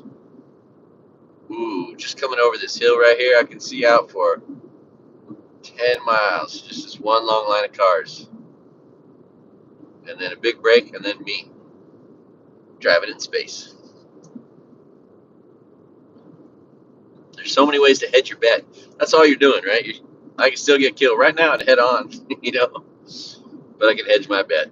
I can try to do things safely in all aspects of my life, even when I'm taking risks, you know.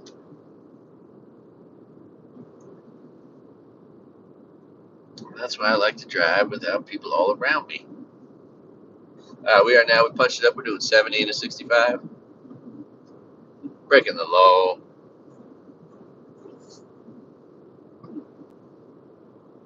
Another passing lane in a mile, and there's one Silverado coming up behind me, doing 80, I guess. Well, it looks like America's set for the rest of its life on sand. We just need to scoop it out of Utah.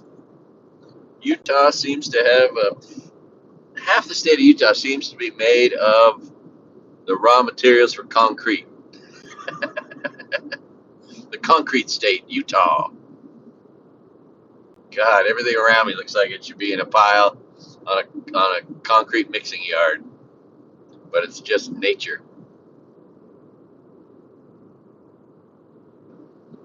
All right, Silverado, time for you to blast on by. Come on, buddy. Look, you can go be part of that mess of cars up ahead that are all grouped together.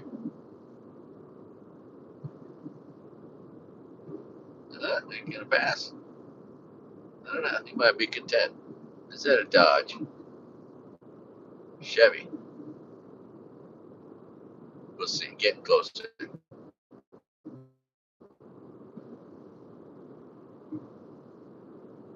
Oh, that's an interesting land formation. Man, oh man. For goodness sakes alive. So much interesting stuff. I love it.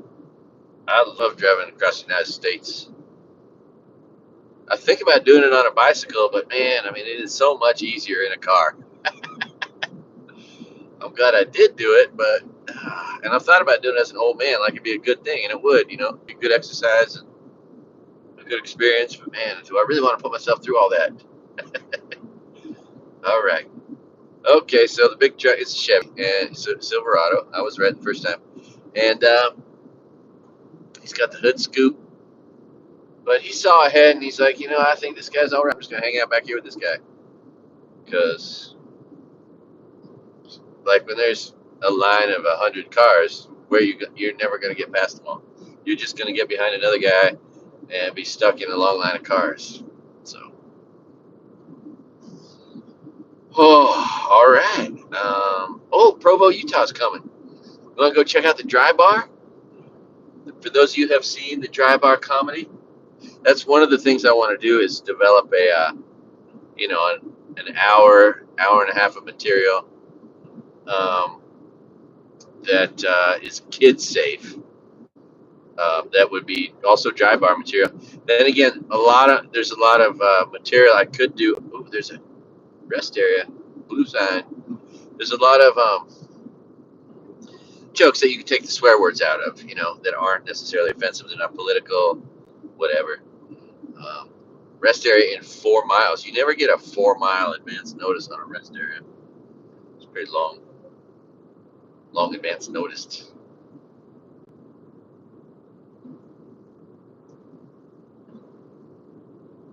The Lila Canyon to the right.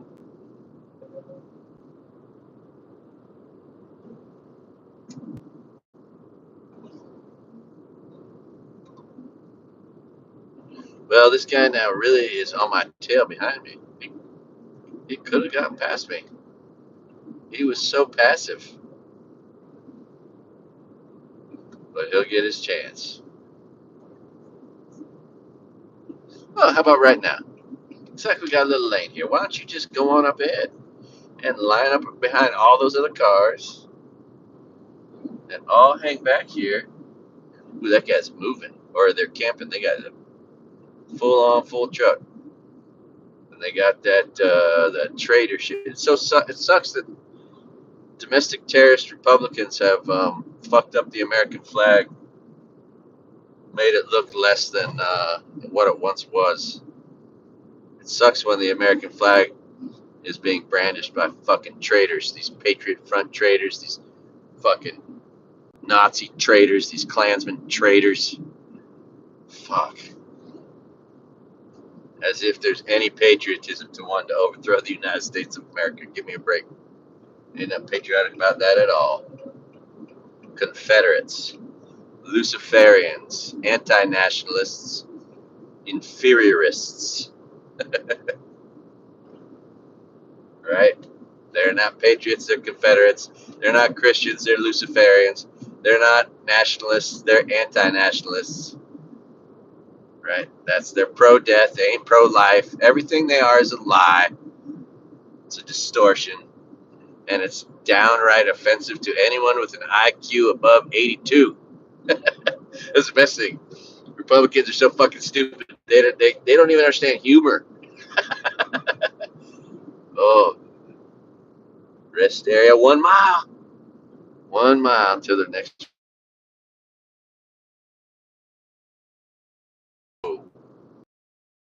That's why they have passing lanes for trucks like this right here.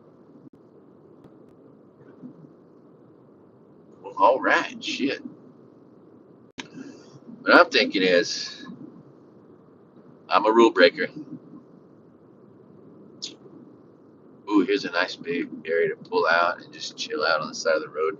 Cool thing is, if you just pull over in a little pull out, like, let's just say a cop was coming, and let's say a cop's interested in seeing what you're up to. Well, when you're going by at 75 miles an hour, if you're in a little pull out, ain't nobody got the time to pull over to fuck with you. So you're sort of like insulated by the fact that no one could pull over fast enough. Okay, rest area right here. It'll probably be a good view, but yeah, maybe I'll smoke a little weed, break a little rule. The only time committing any crimes is okay is when it's when the law says you can't smoke weed. That's stupid. That's a bad law. And that's a good question, huh? Deep question. Oh, is this the wild horse rest area? I've been to this. This is a real shitty one, but then again, it's probably really old. But it's just, I think, yeah, I've been to this one. This is just bare bones. Um, this is like the worst rest area ever. Oh my god, yeah, I've been here before.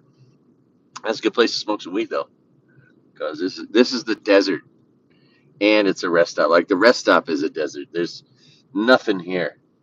The bathroom is gross. It's not real. It's not a real bath. There's no plumbing here. Um, and of course, we know that Utah does not care. So let's see. I'm gonna go over here in this big trucker parking lot and go figure out the angle of the sun so that it's on our back. Where's the angle? Oh, it's pretty much right above us because it's noon. Okay, let's see.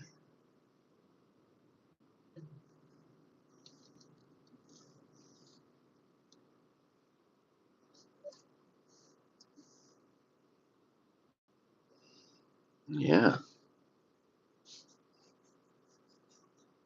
Should I incriminate myself? Oh, there's a warrant out for him. He was seen smoking marijuana. Oh, so I got these two necklaces, and I'm gonna give one to my daughter and one to someone else. But I'm thinking that the person who thinks they should get one should get it. uh,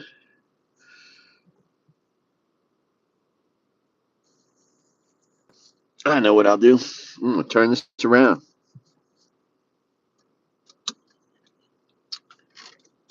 Look at the view.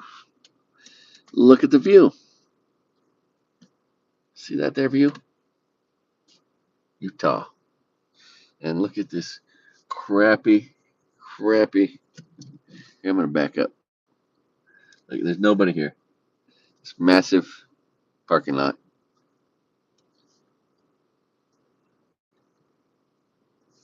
Backing up into the corner of it. All right. Oh, let's get. Oh man, it's gonna heat up, right? Oh yeah, I gotta turn the car around. Let's turn the car around. See if we can get, or let's go find some shade. That's what we'll do. But as you can see, this is the world's shittiest rest area right here. There isn't even any shade. Juniper bushes. Uh, they got trash cans, and they got nice outhouses, I guess. Um, Big view though. See the big view out there? All the desolate everything. Oh wait, that's my seatbelt. Sorry guys. Yeah, what is this? What's the name of it again? If we see, oh, it's the Horse Canyon. That's right. This is the Horse Canyon. There isn't even any shade put up over the benches, right? It's a freaking 100 degrees. People are dying of heat, and there's no shade here in Utah. I mean, see, look at this place here. There's somebody coming, but you see, that's the whole rest stop right there. Two shitty benches. All right, but we're getting a little bit of shade on the phone, and that's good. It's going to be a little bit cooler. All right. All right. Here we are. Oh, actually, you know what? That's kind of interesting. Let's look at this pole with all the stickers. The pole with the stickers. And all these lights have solar, but it's like, whatever. Anyway. Okay. All right. Here we are. Stickers. Pole. Oh, I'm breaking the law.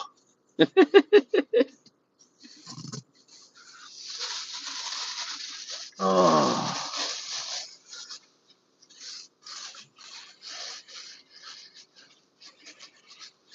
Do no harm, do no crime, but if you do, Don't get caught. Oh man, I feel so sorry for Hunter Biden. There's lots of people that have smoked crack in this world that didn't get caught.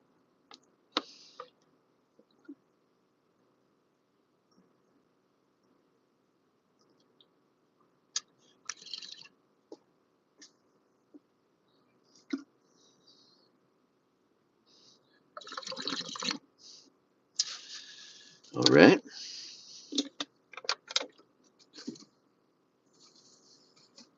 Oh, it's good hanging out with you people. Thanks for watching my channel. Someday I'm going to figure out how to do a good job of it. Ugh. I was watching Theo talk about how hard it is to talk by himself. I thought, oh, wow. I've figured out how to do that to some extent, and it is a little weird and daunting, you know what I mean? Um, but I feel like, hey, I didn't really see it as a impossible thing to do, but I could see it being a big challenge for your average guy. And I know when I listen to some people that do that, like well, Bill Burr does it at least once a week, I guess. Every once in a while, he's talking about stuff that is, where it's just really reaching. It's not always the highest quality, funniest show, but people, millions, hundreds, thousands of people watch that shit, so that's cool. Means that there's a space for that, I guess. Oh, all right. Yeah, this is the shittiest. Every time I pull into this place, it's like, oh yeah, this one. It's so shitty. All right. Is this thing getting hot? Yeah, we gotta turn it, and then yeah, okay, all right.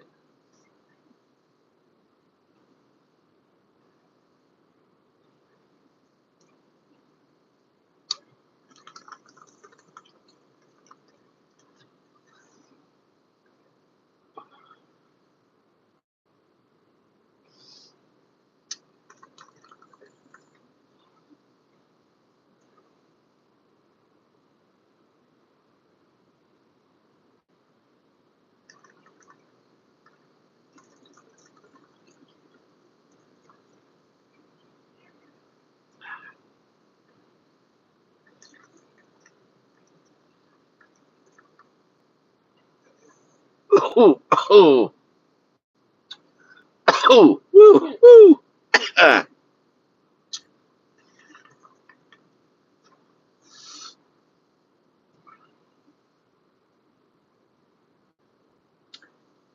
Oh yeah.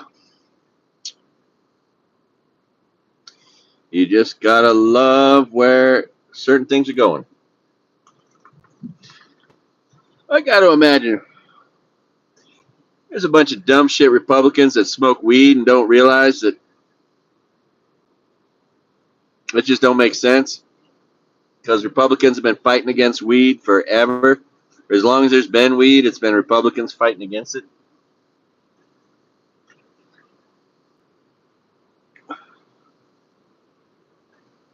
It's too bad that men are so fucking stupid that they'll vote for Donald fucking Trump. Isn't it? I mean, imagine being that dumb of a fucking dude. That fucking stupid. God damn.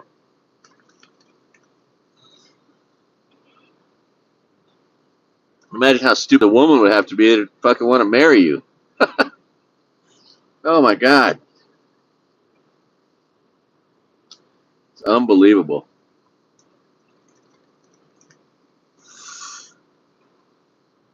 When I see these billboards, big truck guy next to me. Comes the big truck guy.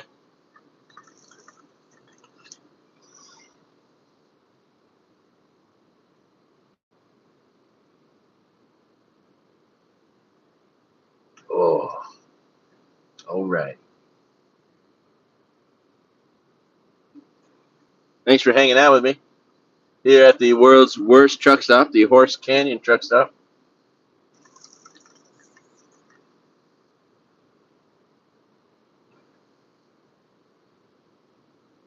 Oh, mango.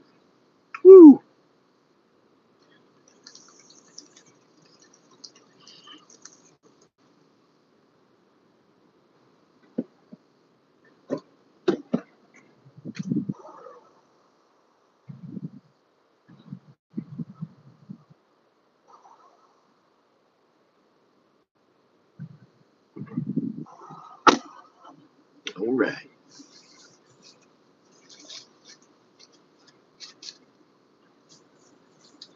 Gotta love all the little men driving big trucks. Okay.